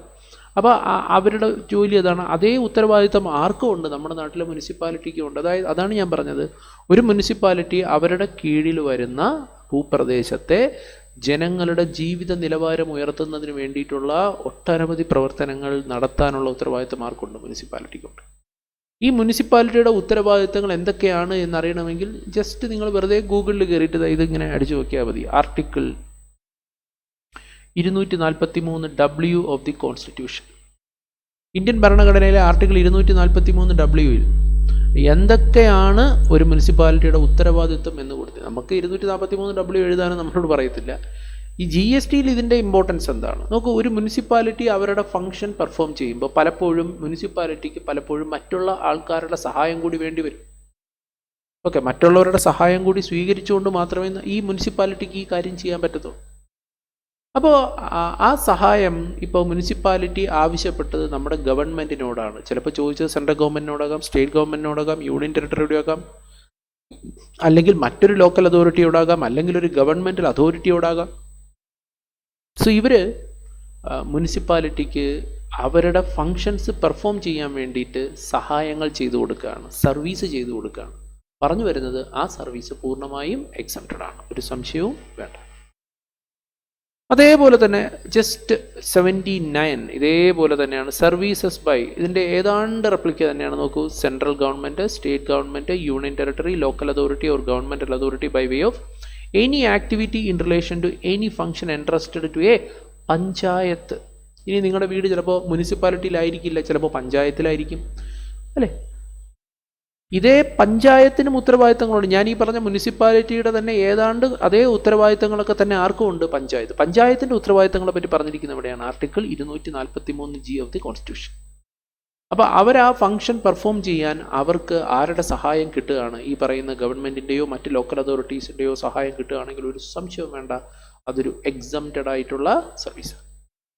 ഞാൻ നേരത്തെ ഗവൺമെൻറ്റൽ അതോറിറ്റിയുടെ മീനിങ് ഞാൻ പറഞ്ഞു. ഗവൺമെൻറ്റൽ അതോറിറ്റി എന്ന് പറഞ്ഞാൽ ജസ്റ്റ് ഗവൺമെൻറ് സ്ഥാപനങ്ങൾ തന്നെയാണ്, ഗവൺമെൻറ് തന്നെയാണത്. ഗവൺമെൻറ്റിൻ്റെ പാർട്ടിസിപ്പേഷനുള്ള ഇൻഡിപെൻഡൻറ്റ് സ്ഥാപനങ്ങളാണ് ഗവൺമെൻറ്റൽ അതോറിറ്റി. ഗവൺമെൻറ് ശരിക്കും പ്രൊവൈഡ് ചെയ്യേണ്ട സേവനങ്ങൾ ഈ ഗവൺമെൻറ് അതോറിറ്റിയിലൂടെ പ്രൊവൈഡ് ചെയ്യും. ഈ ഗവൺമെൻറ്റൽ അതോറിറ്റി എന്ന് പറയുമ്പോൾ അതിനകത്ത് പ്രൈവറ്റ് പാർട്ടിസിപ്പേഷൻ ഉണ്ടാകും. പക്ഷേ 90%-ലധികം പാർട്ടിസിപ്പേഷനും ഗവൺമെൻറ്റൽ അതോറിറ്റിയിൽ 90% നമ്മൾ ഷെയർ ഹോൾഡിംഗ് എന്നൊക്കെ പറയില്ല, ഇവിടെ ഷെയർ ഹോൾഡിംഗ് എന്നല്ല, 90% എന്താണ് ഈ ഗവൺമെൻറ്റൽ അതോറിറ്റിയുടെ നിയന്ത്രണവും അതാത് സർക്കാരുകൾക്കായിരിക്കും. ഇവിടെ KSEB എന്ന് കേരള സ്റ്റേറ്റ് പേര് തന്നെ ഉണ്ട്, അതിൽ ഇലക്ട്രിസിറ്റി ബോർഡ്, അതിൻ്റെ 90%-ലധികവും ഇവിടെ വേണമെങ്കിൽ നമുക്ക് പറയാം 100%. എക്സാക്റ്റ് എനിക്ക് അറിയത്തില്ല എൻ്റെ ഷെയർ ഹോൾഡിംഗ് ഒക്കെ എത്രയാണെന്നുള്ളത്. ഒരു പക്ഷേ ചിലപ്പോൾ 100%-വും ആരുടെ പക്കൽ തന്നെ ആയിരിക്കും? സർക്കാർ തന്നെ ആയിരിക്കും, കേരള സർക്കാർ തന്നെ ആയിരിക്കും കൈകാര്യം ചെയ്യും. ഇപ്പോൾ കേരള വാട്ടർ അതോറിറ്റി, ഓക്കെ, ഇതെല്ലാം തന്നെ എന്താണ് ഈ പറഞ്ഞതുപോലെ governmental authorities. Okay, governmental authority means an authority or a board or any other board set up by an act of parliament or state legislature established by any government with 90% or more participation by way of equity or control. ഇവരുടെ ജോലി എന്താണ്? Governmental authority to carry out any function entrusted to a panchayat. Okay, അപ്പോൾ ഇവർ ചെയ്യുന്നത് എന്താണ്? ഇവരുടെ പറഞ്ഞു വരുന്നത് ഇതിൻ്റെ 90%-മോ അല്ലെങ്കിൽ അതിൻ്റെ മേളിലുള്ള കൺട്രോളും ആർക്ക് തന്നെ ആയിരിക്കും? ഗവൺമെൻറ്റുകൾക്ക് തന്നെ ആയിരിക്കും എന്നുള്ളതാണ്. എന്ന് മാത്രവുമല്ല, ഇവരുടെ പ്രധാന ജോലി എന്ന് പറഞ്ഞു കഴിഞ്ഞാൽ ഈ പറയുന്ന to carry out any function entrusted to a municipality under article 243W or panchayat under 243G of the constitution. അതേപോലെ തന്നെ ഗവൺമെൻറ് എൻറ്റിറ്റി വേറൊരു പേരാണ്. Government entity means an authority or board or any other body including society, trust, corporation a set up by an act or parliament, state legislature, established by any government with 90% or more participation by way of equity or control. ഇപ്പോൾ government അതോറിറ്റിയും government എന്താണ് എൻറ്റിറ്റിയും തമ്മിലുള്ള വ്യത്യാസം എന്താണ്? തുടക്കത്തിലുള്ളൊരു വ്യത്യാസമാണ് എന്ന് പറയുമ്പോൾ ഇത് രണ്ടും ഇവിടെ എന്ത് തന്നെയാണ്? അധികാരം ഉള്ള വ്യക്തികൾ തന്നെയാണ്, സർക്കാരിൻ്റെ അധികാരമുള്ള വ്യക്തികൾ തന്നെയാണ്. Okay, it's an authority or a board or any other body set up by an act. നിയമപ്രകാരം സ്ഥാപിതമായിട്ടുള്ള ഒരു ബോർഡോ മറ്റു ബോഡിയോ ആണ്. പക്ഷേ ഗവൺമെൻറ് എൻറ്റിറ്റി എന്ന് പറയുമ്പോൾ അതും ഒരു board or any other body including A society, trust, corporation. Okay, അപ്പോൾ അത് ചിലപ്പോൾ അതൊരു സൊസൈറ്റിയുടെ രൂപത്തിലായിരിക്കാം, അല്ലെങ്കിൽ ട്രസ്റ്റിൻ്റെ രൂപത്തിലായിരിക്കാം, അല്ലെങ്കിൽ കോർപ്പറേഷൻ്റെ രൂപത്തിലായിരിക്കും. അപ്പോൾ ഗവൺമെൻറ് അതോറിറ്റിയും ഗവൺമെൻറ് എൻറ്റിറ്റിയും തമ്മിൽ ഒരു മൈനർ വ്യത്യാസം മാത്രമേ ഉള്ളൂ, അത് നമ്മൾ മനസ്സിലാക്കണം. അതുപോലെ തന്നെ ഇവർ to carry out a function entrusted by central government, state government, union territory or local authority. Governmental authority ആണെന്നുണ്ടെങ്കിൽ to carry out any function entrusted to a municipality under article 243W, അതുപോലെ തന്നെ article 243G of the constitution. Okay, അപ്പോൾ governmental അതോറിറ്റിയും എൻറ്റിറ്റിയും തമ്മിൽ നമുക്ക് വേണമെങ്കിൽ പറയാം, ഈ ഗവൺമെൻറ്റൽ അതോറിറ്റി എന്ന് പറയുമ്പോൾ അതിൻ്റെ ഉത്തരവാദിത്തം എന്ന് പറയുന്നത് ഒരു മുനിസിപ്പാലിറ്റിയുടെയോ അതുപോലെ തന്നെ പഞ്ചായത്തിൻ്റെയോ ഉത്തരവാദിത്തങ്ങൾ നിറവേറ്റുക എന്നുള്ളതാണ് ഒരു ഗവൺമെൻറ് അതോറിറ്റി കൊണ്ട് ഉദ്ദേശിക്കുന്നത്. എന്നാൽ ഗവൺമെൻറ് എൻറ്റിറ്റി എന്ന് പറയുമ്പോൾ എന്താണ്? അതൊരു സർക്കാർ ഗവൺമെൻറ്, സെൻട്രൽ ഗവൺമെൻറ്റിൻ്റെയോ സ്റ്റേറ്റ് ഗവൺമെൻറ്റിൻ്റെയോ മറ്റൊരു ലോക്കൽ അതോറിറ്റിയുടെയോ എന്താണ് ഫങ്ഷൻസ് പെർഫോം ചെയ്യാൻ പറ്റുന്ന ആളാണ് ഇപ്പോൾ ഗവൺമെൻറ് എൻറ്റിറ്റി. അപ്പോൾ നമുക്ക് വേണമെങ്കിൽ നമുക്ക് KSEB ഒക്കെ വേണമെങ്കിൽ ഗവൺമെൻറ് അതോറിറ്റിയേക്കാൾ ഉപരി നമുക്ക് വേണമെങ്കിൽ അതിനെ എന്തെന്ന് വിളിക്കാം? ഗവൺമെൻറ് എൻറ്റിറ്റി എന്ന് നമുക്ക് പറയാം. അപ്പോൾ ഏതാണ്ട് ഇത് രണ്ടും സിമിലർ ആണ്, പക്ഷേ there is minor difference. Government ഞാൻ വീണ്ടും എടുത്ത് പറയുന്നില്ല. ഗവൺമെൻറ് എന്ന് പറയുമ്പോഴത്തേക്കും അതിനകത്ത് സെൻട്രൽ ഗവൺമെൻറ് മീൻസ് ഇവിടെ സെൻട്രൽ ഗവൺമെൻറ് ആണ് ഉദ്ദേശിക്കുന്നത്, കാരണം ഇതൊരു CGST നിയമമാണ് പറയുന്നത്. ഇനി SGST നിയമം എടുക്കുമ്പോഴത്തേക്കും അവിടെ ഗവൺമെൻറ് എന്ന് ഉദ്ദേശിക്കുന്ന അതാത് സ്റ്റേറ്റ് ഗവൺമെൻറ്റുകളാണ്. യൂണിയൻ ടെറിട്ടറി നിയമത്തിനകത്ത് ഗവൺമെൻറ് എന്ന് പറയുമ്പോഴത്തേക്കും ആ യൂണിയൻ ടെറിട്ടറിയുടെ സെൻട്രൽ ഗവൺമെൻറ് അപ്പോയിൻറ്റ് ചെയ്തിരിക്കുന്ന അഡ്മിനിസ്ട്രേറ്ററെയാണ് ഉദ്ദേശിക്കുന്നത്. പിന്നെ ഇവിടെ ഒരു ചില കാര്യങ്ങൾ പറയുന്നുണ്ട്, നോക്കൂ. Regulatory bodies or agencies for instance, ഇത് വളരെ ഇമ്പോർട്ടൻ്റ് ആയിട്ടുള്ള ഒരു പോയിന്റാണ്. കോമ്പറ്റീഷൻ കമ്മീഷൻ ഓഫ് ഇന്ത്യ, അതുപോലെ തന്നെ press council of India, directorate general of civil aviation, forward market commission, inland water supply authority of India, central pollution control board, securities and exchange board of India. ഒരുപക്ഷെ നിങ്ങൾക്ക് ഇതിൽ കേട്ടിട്ടുള്ള വാക്കെന്ന് പറയുന്നത് SEBI, securities exchange board of ഇന്ത്യയുടെ വാക്ക് മാത്രം നമുക്ക് പഠിക്കാനുള്ളതുകൊണ്ട് ആ വാക്ക് മാത്രമേ ഒരുപക്ഷെ നിങ്ങൾ കേട്ടിട്ടുണ്ടാവുള്ളൂ. ചില പത്രമൊക്കെ വായിക്കുന്നുണ്ടെങ്കിൽ ചിലപ്പോൾ ഈ പ്രസ് കൗൺസിൽ എന്നുള്ള വാക്ക് ചിലപ്പോൾ കേൾക്കാൻ സാധ്യത ഉണ്ടാകും. ഇനി നിങ്ങൾ ഫൈനൽ ലെവലിൽ, അപ്പോൾ ഫൈനൽ ലെവലിലെ വിദ്യാർത്ഥികളാണെങ്കിൽ നിങ്ങൾക്ക് കോമ്പറ്റീഷൻ കമ്മീഷൻ എന്നൊക്കെ നിങ്ങൾ കേട്ടിട്ടുണ്ടാവും, ലോയിലൊക്കെ പഠിക്കാനൊക്കെ ഉണ്ടാവും. അപ്പോൾ ഇതൊക്കെ തന്നെ സർക്കാർ നിയമം വഴി സ്ഥാപിച്ചിട്ടുള്ള ഇൻസ്റ്റിറ്റ്യൂഷൻസ് ആണ്. പക്ഷേ ഇവയൊന്നും തന്നെ do not fall under the definition of government. So ഇതൊന്നും തന്നെ നമുക്ക് എന്തായിട്ട് കണക്കാക്കാൻ കഴിയില്ല, ഒരു ഗവൺമെൻറ്റായി കണക്കാക്കാൻ കഴിയില്ല എന്നുള്ളതാണ്. ഓക്കെ, അതൊരു മീനിങ് പറഞ്ഞു എന്നേ ഉള്ളൂ, അത് ഇമ്പോർട്ടൻ്റ് ആണ്, നോക്കിക്കോണേ. സോ കുറച്ച് എക്സ്പ്ലനേഷൻ പറഞ്ഞതാണ്. മറ്റൊന്ന്, statutory collections made by real estate regulatory authority. Okay, നമ്മുടെ നാട്ടിൽ ഈ ററ എന്ന് പറയുന്നൊരു നിയമമുണ്ട്, RERA. പേര് തന്നെ ഇങ്ങനെയാണ്, full form real estate regulatory authority. Real estate എന്ന് പറഞ്ഞു കഴിഞ്ഞാൽ ഇമ്മൂവബിൾ പ്രോപ്പർട്ടി, ലാൻഡ്, ബിൽഡിംഗ്, ഇതിനെയാണ് നമ്മൾ റിയൽ എസ്റ്റേറ്റ് എന്ന് പറയുന്നത്. റെഗുലേറ്ററി എന്ന് പറഞ്ഞു കഴിഞ്ഞാൽ നിയന്ത്രിക്കുന്നത്. അതായത് നമ്മുടെ നാട്ടിൽ റിയൽ എസ്റ്റേറ്റ് സംബന്ധമായിട്ടുള്ള വ്യാപകമായിട്ടുള്ള തട്ടിപ്പുകൾ നടക്കുന്നുണ്ട്.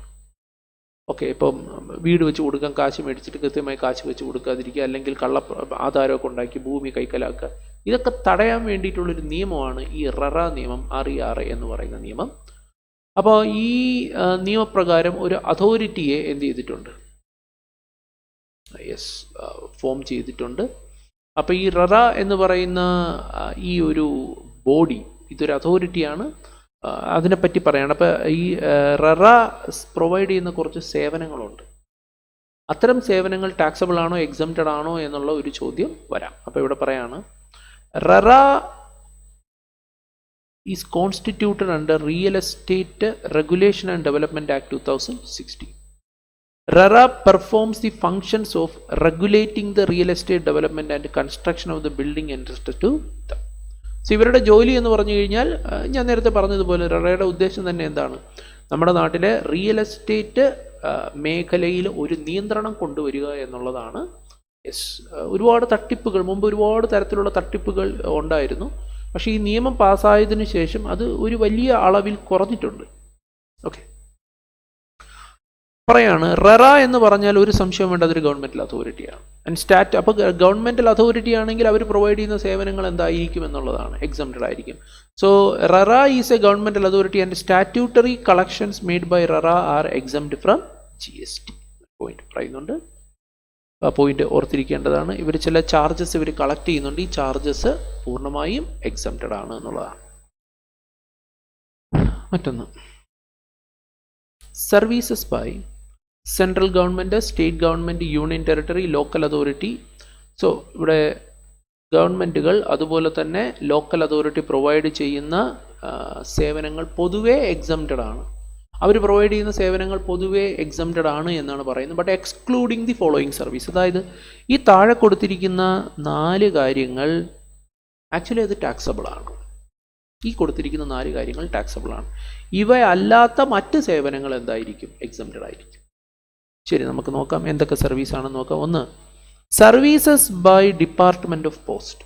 പോസ്റ്റൽ ഡിപ്പാർട്ട്മെന്റ് എന്ന് വെച്ചാൽ നമ്മുടെ നാട്ടിലെ post office.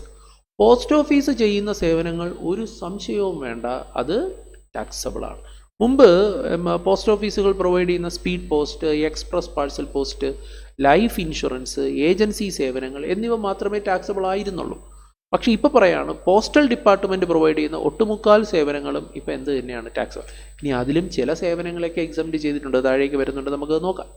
So postal department provide ചെയ്യുന്ന പൊതുവേ സേവനങ്ങളെല്ലാം തന്നെ ടാക്സബിൾ ആണ്. അതുപോലെ തന്നെ നമുക്കറിയാം ministry of railway, Indian railway. നമ്മൾ നേരത്തെ പാസഞ്ചർ ട്രാൻസ്പോർട്ടേഷൻ, ഗുഡ്സ് ട്രാൻസ്പോർട്ടേഷനൊക്കെ പഠിച്ചപ്പോഴത്തേക്ക് നമ്മൾ കണ്ടതാണ് എന്താണ്, ഫസ്റ്റ് ക്ലാസ് AC കോച്ചിലുള്ള യാത്ര. ഇപ്പോൾ AC മാത്രമേ ഉള്ളൂ നമുക്കറിയാം. AC കോച്ചിലുള്ള യാത്രയ്ക്ക് GST ഉണ്ട്. അപ്പോൾ ഇന്ത്യൻ റെയിൽവേ ഇന്ത്യ ഗവൺമെൻറ് തന്നെ അല്ലേ, അവർ ഇപ്പോൾ ട്രാൻസ്പോർട്ടേഷൻ നടത്തുമ്പോൾ GST കളക്ട് ചെയ്യില്ലേ, സോ അത് ടാക്സബിൾ അല്ലേ? യെസ്. അതേസമയം തന്നെ ജനറൽ കമ്പാർട്ട്മെൻറ്റിൽ പോകുമ്പോഴോ അല്ലെങ്കിൽ സെക്കൻഡ് ക്ലാസ്സിൽ പോകുമ്പോഴോ എന്താണ് ഈ പറഞ്ഞതുപോലെ സ്ലീപ്പർ ക്ലാസ്സിൽ പോകുമ്പോഴോ GST ഇല്ല, അങ്ങനെയുണ്ട്. സോ പോയിന്റ് ഇതാണ്, പോസ്റ്റൽ ഡിപ്പാർട്ട്മെൻറ്റ് പ്രൊവൈഡ് ചെയ്യുന്ന സേവനങ്ങൾ ടാക്സബിൾ ആണ്, ഇന്ത്യൻ റെയിൽവേ പ്രൊവൈഡ് ചെയ്യുന്ന സേവനങ്ങളും ടാക്സബിൾ ആണ്. എങ്കിലും ഇന്ത്യൻ റെയിൽവേ പ്രൊവൈഡ് ചെയ്യുന്ന ചില സേവനങ്ങൾക്ക് എക്സംഷൻ ഉണ്ട്. അതിൽ നേരത്തെ പാസഞ്ചർ ട്രാൻസ്പോർട്ടേഷൻ നമ്മൾ കാണുകയും ചെയ്തു. അതുപോലെ തന്നെ services in relation to an aircraft or vessel. ഒരു എയർക്രാഫ്റ്റിനോ വെസലിനോ ഗവൺമെൻറ് പ്രൊവൈഡ് ചെയ്യുന്ന സേവനങ്ങൾ, services in relation to aircraft or vessel. നോക്കൂ, ഒരു എയർക്രാഫ്റ്റ് എയർപോർട്ടിൽ വന്ന് ഇറങ്ങുമ്പോൾ ആ എയർപോർട്ട് ഗവൺമെൻറ്റിൻ്റെതാണ് എന്നുണ്ടെങ്കിൽ ഒട്ടനവധി സേവനങ്ങൾ എന്ത് ചെയ്യുന്നുണ്ട്, ഗവൺമെൻറ് ആ എയർക്രാഫ്റ്റിന് ചെയ്തു കൊടുക്കുന്നുണ്ട്. അത് വന്ന് ഇറങ്ങുന്ന ലാൻഡിങ്ങിൻ്റെ സമയം മുതൽ അത് പോകുന്നത് വരെ ഒരുപാട് സേവനങ്ങൾ, സർവീസുകൾ എന്ത് ചെയ്യുന്നുണ്ട്, ആ എയർക്രാഫ്റ്റിന് ആര് പ്രൊവൈഡ് ചെയ്യുന്നുണ്ട്, ഗവൺമെൻറ് പ്രൊവൈഡ് ചെയ്യുന്നുണ്ട്. അതുപോലെ തന്നെ ഒരു വെസൽ, ഒരു ഷിപ്പ് പോർട്ടിലേക്ക് വരികയാണ്, ആ പോർട്ട് ഗവൺമെൻറ്റിൻ്റെ പോർട്ടാണെന്നുണ്ടെങ്കിൽ അത് ഇവിടെ വന്ന് പോകുന്നത് വരെ ഒരുപാട് സർവീസസ് ഗവൺമെൻറ് പ്രൊവൈഡ് ചെയ്യുന്നുണ്ട്. അതെല്ലാം അതിൻ്റെ ചാർജസും ആ വെസലിൽ നിന്ന് ഈടാക്കിയെടുക്കുന്നുണ്ട്. പറഞ്ഞു വരുന്നത് ഇതെല്ലാം തന്നെ എന്ത് തന്നെയാണ്, ടാക്സബിൾ തന്നെയാണ്. Services in relation to aircraft or vessel inside or outside the precincts of a port or an airport. അപ്പോൾ ആ ഒരു സർവീസ് എന്ന് പറയുമ്പോൾ അതൊരു പോർട്ടിനകത്ത് വെച്ചോ പുറത്ത് വെച്ചോ അല്ലെങ്കിൽ എയർപോർട്ടിനകത്ത് വെച്ചോ പുറത്ത് വെച്ചോ പ്രൊവൈഡ് ചെയ്തത് ആയിരിക്കും, എങ്ങനെയുള്ളത് വേണമെങ്കിലും ആവട്ടെ. അതുപോലെ തന്നെ ഗവൺമെൻറ് ഗുഡ്സ് ട്രാൻസ്പോർട്ട് ചെയ്യുകയാണ്, അതുപോലെ തന്നെ പാസഞ്ചേഴ്സിനെ ട്രാൻസ്പോർട്ട് ചെയ്യുകയാണ്, അത് ടാക്സബിൾ ആണ്. ദെൻ ഇതിന് പുറമെ ഈ പറയുന്ന 3 എണ്ണത്തിന് പുറമെ വേറെ എന്ത് സർവീസോ ആയിക്കൊള്ളട്ടെ, any service other than services covered under A to C above. ഈ മേളിൽ പറഞ്ഞ 3 എണ്ണം അല്ലാതെ മറ്റെന്ത് സർവീസ് ഗവൺമെൻറ് പ്രൊവൈഡ് ചെയ്താലും അത് ടാക്സബിൾ ആണ്. പക്ഷേ അത് ആർക്ക് പ്രൊവൈഡ് ചെയ്യുകയാണെങ്കിൽ പ്രൊവൈഡഡ് ടു ബിസിനസ് എൻറ്റിറ്റി, കച്ചവടക്കാർക്ക്, കച്ചവട സ്ഥാപനങ്ങൾക്കാണ്. ഈ പറയുന്ന മേളിൽ പറഞ്ഞ 3 എണ്ണം അല്ലാതെ വേറെ എന്ത് സർവീസ് ഗവൺമെൻറ് പ്രൊവൈഡ് ചെയ്തിട്ടുണ്ടെങ്കിലും അത് ടാക്സബിൾ ആയിരിക്കും എന്നുള്ളതാണ്. ദെൻ CBICയുടെ ഒരു ക്ലാരിഫിക്കേഷൻ ഇതുമായി ബന്ധപ്പെട്ട് ഒരു പോയിന്റുമായി ബന്ധപ്പെട്ട് വന്നിട്ടുണ്ട്. So let's look into that clarification. Clarification on applicability of GST on accommodation services supplied by Air Force Mess and other similar messes to its personnel. See, Air Force mess എന്ന് വെച്ചാൽ അറിയാമല്ലോ, food canteen. So air force നടത്തുന്ന mess, അവിടെ ഭക്ഷണം കഴിക്കുന്ന ആൾക്കാർക്ക് എന്ത് ചെയ്യണം, ഈ പറയുന്ന മെസ്സ് എന്ത് ചെയ്യുന്നു, ഫുഡ് സർവീസ് പ്രൊവൈഡ് ചെയ്യുന്ന സർവീസാണ്, അക്കോമഡേഷൻ സർവീസാണ്. സോ ഇതിന് ടാക്സബിലിറ്റി വരുമോ എന്നതുമായി ബന്ധപ്പെട്ടിട്ടുള്ളത് ഉള്ള ഒരു പോയിന്റാണ്. നോക്കാം. All services supplied by central government, state government, union territory or local authority to any person other than business entity, business entity അല്ലാത്ത മറ്റ് ആൾക്കാർക്ക് പ്രൊവൈഡ് ചെയ്യുന്ന എല്ലാ സേവനങ്ങളും എക്സെപ്റ്റ് നമ്മളവിടെ പറഞ്ഞ ABC മേളിൽ പറഞ്ഞിരിക്കുന്ന ഈ 3 ഉണ്ടല്ലോ, ഇതൊഴികെ വേറെ ഗവൺമെൻറ് സാധാരണക്കാർക്ക് പ്രൊവൈഡ് ചെയ്യുന്ന സേവനങ്ങളെല്ലാം തന്നെ എന്തായിരിക്കും, എക്സംപ്റ്റഡ് ആയിരിക്കും എന്നാണ്. So all services supplied by central government, state government, union territory or local authority to any person other than business entity barring എന്ന് പറഞ്ഞു കഴിഞ്ഞാൽ ഒഴികെ a few specified services such as service of postal department, transportation of goods, passengers etc. are exempt from GST. നമ്മൾ കണ്ടാണ്. അതുകൊണ്ട് തന്നെ it is clarified that accommodation services, ചോദ്യം ഇതായിരുന്നല്ലോ, accommodation service ആണല്ലോ, provided by Air Force Mess and other similar messes such as Army Mess, Navy Mess, Paramilitary, Police Force Mess to their personnel or any person other than business entity are eligible for exemption, provided services supplied by such messes qualify to be considered as a service supplied by central government. Yes. അപ്പോൾ അത് എന്തിന് തുല്യമാണ് എന്നുണ്ടെങ്കിൽ അത് സർക്കാർ provide ചെയ്യുന്ന സേവനമായിട്ട് തന്നെയാണ് കണക്കാക്കുക. സോ മെസ്സ് സേവനങ്ങൾ ആർമി മെസ്സിലോ നേവി മെസ്സിലോ എയർഫോഴ്സ് മെസ്സിലോ വെച്ച് അവിടെയുള്ള ആൾക്കാർക്ക് അക്കോമഡേഷൻ സർവീസ് പ്രൊവൈഡ് ചെയ്യുന്നുണ്ടെങ്കിൽ ഒരു സംശയവും വേണ്ട, അത് പൂർണ്ണമായിട്ടും എന്ത് തന്നെയാണ്, എക്സംപ്റ്റഡ് സർവീസ് തന്നെയാണ്. സോ അതിനെപ്പറ്റി ഇനി സംശയം വേണ്ട. CBIC അതിന് എന്ത് തന്നിട്ടുണ്ട്, ഒരു ക്ലാരിഫിക്കേഷൻ തന്നിട്ടുണ്ട്. നമ്മൾ നേരത്തെ പറയുണ്ടായി പോസ്റ്റൽ ഡിപ്പാർട്ട്മെൻറ്റുകൾ പ്രൊവൈഡ് ചെയ്യുന്ന സേവനങ്ങൾ ഇപ്പോൾ ടാക്സബിൾ ആണ് എന്നാണ് പോയിന്റ് നമ്പർ 8. ഓർത്ത് വെച്ചോ, പോയിന്റ് നമ്പർ 8 വളരെ ഇമ്പോർട്ടൻ്റ് ആണ് കേട്ടോ, ഇത് ഇമ്പോർട്ടൻ്റ് പോയിന്റ് ആണ്. ഇനി പറയാൻ പോകുന്ന പല പോയിന്റുകളിലും പോയിന്റ് നമ്പർ 80യുടെ റെഫറൻസ് വരുന്നുണ്ട്, അതുകൊണ്ടാണ്.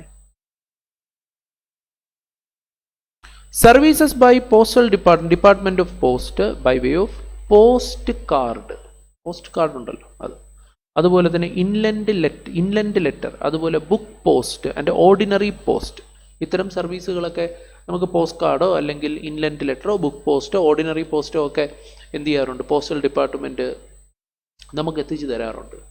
അപ്പോൾ അത്തരം സേവനങ്ങൾ നമുക്ക് എത്തിക്കുന്ന അത്തരം സേവനങ്ങൾ പോസ്റ്റൽ ഡിപ്പാർട്ട്മെൻറ്റ് പോസ്റ്റ് ഓഫീസ് ചെയ്യുന്നുണ്ട്. പക്ഷെ അതെല്ലാം തന്നെ എക്സംപ്റ്റഡ് ആയിരിക്കും, പ്രൊവൈഡഡ് എൻവലപ്പ് ആ cover weighing less than 10 gram, അത് 10 ഗ്രാമിൽ താഴെ വെയിറ്റ് ഉള്ള സാധനമാണെന്നുണ്ടെങ്കിൽ അതിന് GST ഇല്ലാതെ തന്നെ നമുക്ക് ഈ പറഞ്ഞതുപോലെ അയക്കാനായിട്ട് സാധിക്കും. അതിന് അല്ലാത്ത പക്ഷം ആ അതിൻ്റെ മേളിൽ ചാർജ് ഉണ്ട്, ചാർജിൻ്റെ മേളിൽ എന്തോ ഉണ്ടാകും, GST ഉണ്ടാകും. ഓക്കെ, പണ്ടൊക്കെയാണെങ്കിൽ കത്തയക്കും, ഇപ്പോൾ കത്തയക്കേണ്ട കാര്യം ഒന്നുമില്ലല്ലോ, നമുക്ക് അതിനെപ്പറ്റി ചിന്തിക്കേണ്ട കാര്യം പോലുമില്ല. സർവീസസ് പ്രൊവൈഡഡ് ബൈ, ഇനി ഇതുമായി ബന്ധപ്പെട്ടുള്ള ചില എക്സ്പ്ലനേഷനാണ്.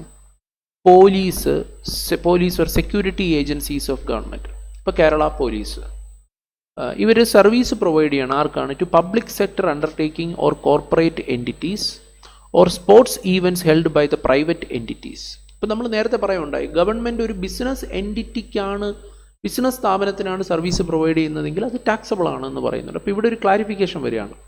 അപ്പോൾ നിങ്ങൾ തന്നെ കണ്ടിട്ടുണ്ട്, ഇപ്പോൾ ക്രിക്കറ്റ് മത്സരം നടക്കുമ്പോൾ അവിടെ കാണികളെ നിയന്ത്രിക്കാൻ വേണ്ടിയിട്ട് പോലീസ് ഫോഴ്സ് വന്ന് നിൽക്കുന്ന കാണാറുണ്ട്. അപ്പോൾ ഈ ക്രിക്കറ്റ് ടൂർണമെൻറ്റ് നടത്തുന്ന ആൾക്കാർ, ഓക്കെ, ഇപ്പോൾ BCCI ക്രിക്കറ്റ് ടൂർണമെൻറ്റ് നടത്തുകയാണ്. അപ്പോൾ നമ്മുടെ സെലിബ്രിറ്റീസ് ആയിട്ടുള്ള ക്രിക്കറ്റ് താരങ്ങളെല്ലാം അവിടെ മത്സരത്തിൽ പങ്കെടുക്കുന്നുണ്ട്. അപ്പോൾ സ്വാഭാവികമായി അത് കാണാൻ വേണ്ടിയിട്ട് ആയിരക്കണക്കിന് ലക്ഷക്കണക്കിന് ആൾക്കാർ അവിടെ വരില്ലേ. സോ ഇവർ നിയന്ത്രിക്കാൻ വേണ്ടിയിട്ട് പോലീസ് വടിയും പിടിച്ച് അവിടെ നിൽക്കുന്നതൊക്കെ നമ്മൾ TV കണ്ടിട്ടുള്ളതാണ്. സോ ആ പോലീസ് ശരിക്കും ചെയ്യുന്നത് എന്താണ്, they are providing service. Police force is providing service. ആർക്ക്? ഇത് ആര് വിളിച്ചിട്ടാണ് പോലീസ് ഫോഴ്സ് അവിടെ വന്നത്? ഇവിടെ പോലീസ് ഫോഴ്സ് സ്വന്തം ഇഷ്ടപ്രകാരം വന്നതല്ല. പോലീസിനെ ഇവർ കാശ് കൊടുത്ത് കൊണ്ടുവരുന്നതാണ്. ആ എൻറ്റിറ്റി, ബിസിനസ് സ്ഥാപനം BCCI എന്ത് ചെയ്യുന്നതാണ്, ഇവിടെ കൊണ്ടുവരുന്നതാണ്. സോ അതിനർത്ഥം പോലീസ് ഫോഴ്സ് എന്ന് പറഞ്ഞാൽ government, they are providing service to such entity. ഇത് ടാക്സബിൾ ആണോ എക്സംപ്റ്റഡ്? നമ്മൾ നേരത്തെ കണ്ടു ഗവൺമെൻറ് ഒരു ബിസിനസ് എൻറ്റിറ്റിക്ക് പ്രൊവൈഡ് ചെയ്യുന്ന എല്ലാ സേവനങ്ങളും എന്താണ്? ടാക്സബിൾ ആണ്. നമ്മൾ നേരത്തെ കണ്ടായിരുന്നു, ഇതാ ഇവിടെ അല്ലേ, any service other than service covered above provided to business entities. ശരിയല്ലേ? സോ അതുകൊണ്ട് ഈ ക്ലാരിഫിക്കേഷൻ എന്തായിരിക്കും പറഞ്ഞു വരുന്നത്? അത് പോലീസ് ഫോഴ്സ് ഈ പ്രൊവൈഡ് ചെയ്യുന്ന സേവനങ്ങൾ ടാക്സബിൾ ആണെന്നായിരിക്കോ എക്സംപ്റ്റഡ് എന്നായിരിക്കോ? ഒരു സംശയം വേണ്ട, അതെന്ത് തന്നെ ആയിരിക്കും. Yes, such services are taxable supplies and recipients are required to pay tax under reverse. പിന്നെ വേറൊരു കാര്യം കൂടി, ഈ ഗവൺമെൻറ് ബിസിനസ് എൻറ്റിറ്റികൾക്ക് പ്രൊവൈഡ് ചെയ്യുന്ന സേവനങ്ങൾ ടാക്സബിൾ ആണ് എന്നുള്ളത് നിങ്ങൾക്ക് മനസ്സിലായോ? ഗവൺമെൻറ് ബിസിനസ് എൻറ്റിറ്റിക്ക് പ്രൊവൈഡ് ചെയ്യുന്ന സേവനങ്ങൾ ടാക്സബിൾ ആണ്. പക്ഷേ ഇത് നമ്മൾ നേരത്തെ കണ്ടിട്ടുള്ളതാണ്, ഇതിന് RCM വരും എന്ന് പറയുമ്പോൾ അവിടെ ടാക്സ് അടയ്ക്കേണ്ടത് ആരാണ്? ഈ ബിസിനസ് എൻറ്റിറ്റിയാണ്. സപ്ലയർ ആയിട്ടുള്ള ഗവൺമെൻറ് ബോഡി അല്ല, ഗവൺമെൻറ് സ്ഥാപനമല്ല, പകരം റെസിപ്പിയൻ്റ് ആയിട്ടുള്ള ബിസിനസ് എൻറ്റിറ്റിയാണ് ഇതിൻ്റെ ടാക്സ് എന്ത് ചെയ്യേണ്ടത്? പേ ചെയ്യേണ്ടത്. So example, Karnataka cricket association Bangalore request the Commissioner of Police Bangalore to provide security in and around the cricket stadium for the purpose of conducting the cricket match. The Commissioner of Police arranges the required security for an agreed consideration. അപ്പോൾ സ്വാഭാവികമായി അതിന് എന്ത് വരും? ഈ പറഞ്ഞതുപോലെ GST applicable ആകും. In this case, service provided by security by the police personnel are not exempt. As a service provided by government, Karnataka Cricket Association by government too. Yes, service provided by government. As a service are provided by government. Service provide ചെയ്തിരിക്കുന്നത് government ആയതുകൊണ്ട് തന്നെ Karnataka Cricket Association is liable to pay tax on the consideration paid under reverse charge mechanism. So ഇവിടെ tax പേ ചെയ്യാനുള്ള ബാധ്യത Karnataka cricket association ആണ്, മറിച്ച് government അല്ല. കാരണം ടാക്സബിൾ ആണ്, ഇവിടെ RCM ആണ് ആപ്ലിക്കബിൾ ആവുക. Yes. Then point number 82. Services provided by ministry of railway. നമ്മൾ നേരത്തെ പറഞ്ഞായിരുന്നു റെയിൽവേ പ്രൊവൈഡ് ചെയ്യുന്ന സേവനങ്ങൾ ടാക്സബിൾ ആണ് എന്നുള്ള കാര്യം പറഞ്ഞായിരുന്നു. എന്നാൽ അതിൽ എക്സംഷൻ പറയാണ് to individuals by way of. എന്നാൽ ഇൻഡിവിജ്വൽസിന് ഇന്ത്യൻ റെയിൽവേ പ്രൊവൈഡ് ചെയ്യുന്ന ഇനി പറയുന്ന സേവനങ്ങൾ എക്സംപ്റ്റഡ് ആണ്. നിങ്ങൾക്ക് അറിയാം, ചിലപ്പോൾ നിങ്ങൾ എടുത്തിട്ടുണ്ടാകും, പ്ലാറ്റ്ഫോം ടിക്കറ്റ് എടുക്കുന്നതിന് കാശ് കൊടുക്കണം, GST വേണ്ട, 50 രൂപ GST വേണ്ട. Then facility of retiring room or waiting room. നമ്മളിപ്പോൾ റെയിൽവേ സ്റ്റേഷനിലെത്തി, ട്രെയിൻ വൈകുന്നുണ്ട്, നമുക്ക് വേണമെങ്കിൽ, നമുക്ക് തളർന്ന് ക്ഷീണമുണ്ട്, നമുക്കവിടെ retiring room or waiting room available ആണല്ലോ, അവിടെ പോയിരിക്കും. ചെറിയൊരു ചാർജ് കൊടുക്കേണ്ടി വരും, മണിക്കൂറിന് ഇത്ര രൂപ എന്ന് പറഞ്ഞ് കൊടുക്കേണ്ടി വരും, അതിന് GST ഇല്ല. ദെൻ ക്ലോക്ക് റൂം, നമ്മുടെ സാധനങ്ങളൊക്കെ സൂക്ഷിക്കുന്ന സ്ഥലം. യെസ്. അതുപോലെ തന്നെ ബാറ്ററി ഓപ്പറേറ്റഡ് കാർ സർവീസസ്. ഇപ്പോൾ വലിയ ഇതാണ്, നമുക്ക് നടക്കാൻ ശേഷിയില്ല, പരിക്കാണ്, നടക്കാൻ പറ്റാത്ത ആൾക്കാരാണ്, അപ്പോൾ നമ്മളെ ഇരുത്തി കൊണ്ടുപോകുന്ന സൗകര്യങ്ങൾ ഇപ്പോൾ വലിയ വലിയ റെയിൽവേ സ്റ്റേഷനിലൊക്കെ വന്നിട്ടുണ്ട്. ബാറ്ററി ഓപ്പറേറ്റഡ് കാർ സർവീസസ് ഉണ്ട്, അതിന് നമ്മൾ ഇരുത്തി മേ ബി എസ്കലേറ്ററിലൊക്കെ കയറ്റി അടുത്ത പ്ലാറ്റ്ഫോമിലേക്ക് കൊണ്ടുവന്ന് പരിപാടിയൊക്കെ പലയിടത്തൊക്കെ സ്റ്റാർട്ട് ചെയ്ത് വരുന്നുണ്ട്. അതിനൊന്നും തന്നെ ഇപ്പോൾ എന്തില്ല എന്നാണ് പറഞ്ഞു വരുന്നത്, ചാർജ് ഉണ്ട് പക്ഷേ GST ഇല്ല. Yes. Next, services provided by one zone or division under ministry of railway to another zone or division under ministry of railway. ഇപ്പോൾ ഈ റെയിൽവേ പ്രവർത്തിക്കുന്നത് ഈ നമ്മുടെ രാജ്യത്തെ പല പല സോണുകളായി തിരിച്ചാണ്.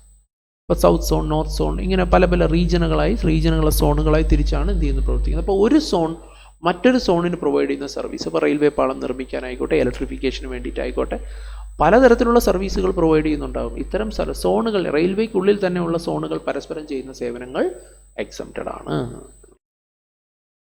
Next, service provided by special purpose vehicle അഥവാ SPV, special purpose vehicle to ministry of railways by way of allowing to use the infrastructure built and owned by them during the concession period against consideration and service of maintenance supplied by Ministry of Railway to SPV in relation to said infrastructure built and owned by the SPV during the concession period against consideration. കുറച്ച് എന്താണ്, ഇതൊരു interesting ആയിട്ടുള്ളൊരു ടോപ്പിക്കാണ്. ഇത് ഒരുപക്ഷെ ഇത് പെട്ടെന്ന് നമുക്ക് വായിച്ചാൽ ഒന്നും മനസ്സിലാവത്തില്ല. ആദ്യം തന്നെ ഇവിടെ പറയുകയാണ് എന്താണ്, ഒരു സ്പെഷ്യൽ പർപ്പസ് വെഹിക്കിൾ എന്ന് പറഞ്ഞു കഴിഞ്ഞാൽ ഇവിടെ വണ്ടി, വാഹനം എന്നുള്ള അർത്ഥത്തിലല്ല, ഒരു എൻറ്റിറ്റി, ഒരു സ്ഥാപനം എന്നാണ് നമ്മൾ അതിനകത്ത് മനസ്സിലാക്കേണ്ടത്. സ്പെഷ്യൽ പർപ്പസ് വെഹിക്കിൾ എന്ന് പറയാൻ കാര്യം, ഒരു പർട്ടിക്കുലർ പർപ്പസിന് വേണ്ടി ഫോം ചെയ്യുന്ന സ്ഥാപനങ്ങളെയാണ് നമ്മൾ സ്പെഷ്യൽ പർപ്പസ് വെഹിക്കിൾ എന്ന് പറയുന്നത്. സോ ഇവിടെ ഒരു സ്പെഷ്യൽ പർപ്പസ് വെഹിക്കിൾ, ഒരു പ്രത്യേക കാര്യത്തിന് വേണ്ടിയിട്ട് ഫോം ചെയ്തിരിക്കുന്ന ഒരു സ്ഥാപനം, ഇത് ഫോം ചെയ്തിരിക്കുന്നത് നമ്മുടെ മിനിസ്ട്രി ഓഫ് റെയിൽവേ തന്നെയാണ്. ശരി, ഞാൻ ആ സ്ഥാപനത്തെ പറ്റി പറയാം. ഇവിടെ സർവീസ് പ്രൊവൈഡ് ചെയ്യുന്നത് ആരാണ്? ആ സ്പെഷ്യൽ പർപ്പസ് വെഹിക്കിളാണ്. എന്നിട്ട് അവർ സർവീസ് പ്രൊവൈഡ് ചെയ്യുന്ന ആർക്കാണ്? അവർ സർവീസ് പ്രൊവൈഡ് ചെയ്യുന്നത് മിനിസ്ട്രി ഓഫ് റെയിൽവേ, റെയിൽവേ മിനിസ്ട്രിക്ക് തന്നെയാണ്, ഇന്ത്യൻ റെയിൽവേക്ക് തന്നെയാണ് അവർ സർവീസ് പ്രൊവൈഡ് ചെയ്തിരിക്കുന്നത്. എന്ത് സർവീസാണ് പ്രൊവൈഡ് ചെയ്തിരിക്കുന്നത്? By allowing to use the infrastructure built and owned by them. ഇനി കാര്യത്തിലേക്ക് വരാം. അതായത് നമ്മുടെ നാട്ടിലുള്ള റെയിൽവേ പാളങ്ങൾ, നിങ്ങൾക്കറിയാം.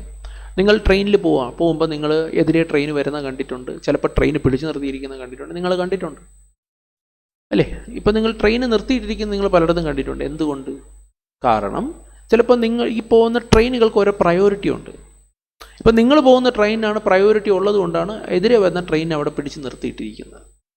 കാരണമുണ്ട്. എന്തുകൊണ്ടാണെന്ന് വെച്ചാൽ നമുക്ക് പോകാനുള്ള സ്പേസ് വളരെ കുറവാണ്. പാളം ഒന്നല്ലേ ഉള്ളൂ അല്ലേ? അപ്പോൾ ഈ റെയിൽവേ പാളത്തിൽ എല്ലാവർക്കും കൂടെ പോകാൻ സൗകര്യമില്ല. അപ്പോൾ പ്രയോറിറ്റി ഉള്ള ട്രെയിനുകൾ ആദ്യം കടത്തിയിട്ട് വന്ദേ ഭാരതാണ് പോകുന്നതെങ്കിൽ ഇതാണ് ഏറ്റവും പ്രയോറിറ്റി ഉള്ള ട്രെയിൻ ഇന്ത്യയിൽ. മറ്റ് ട്രെയിനുകൾ പിടിച്ചിടേണ്ടി വരും.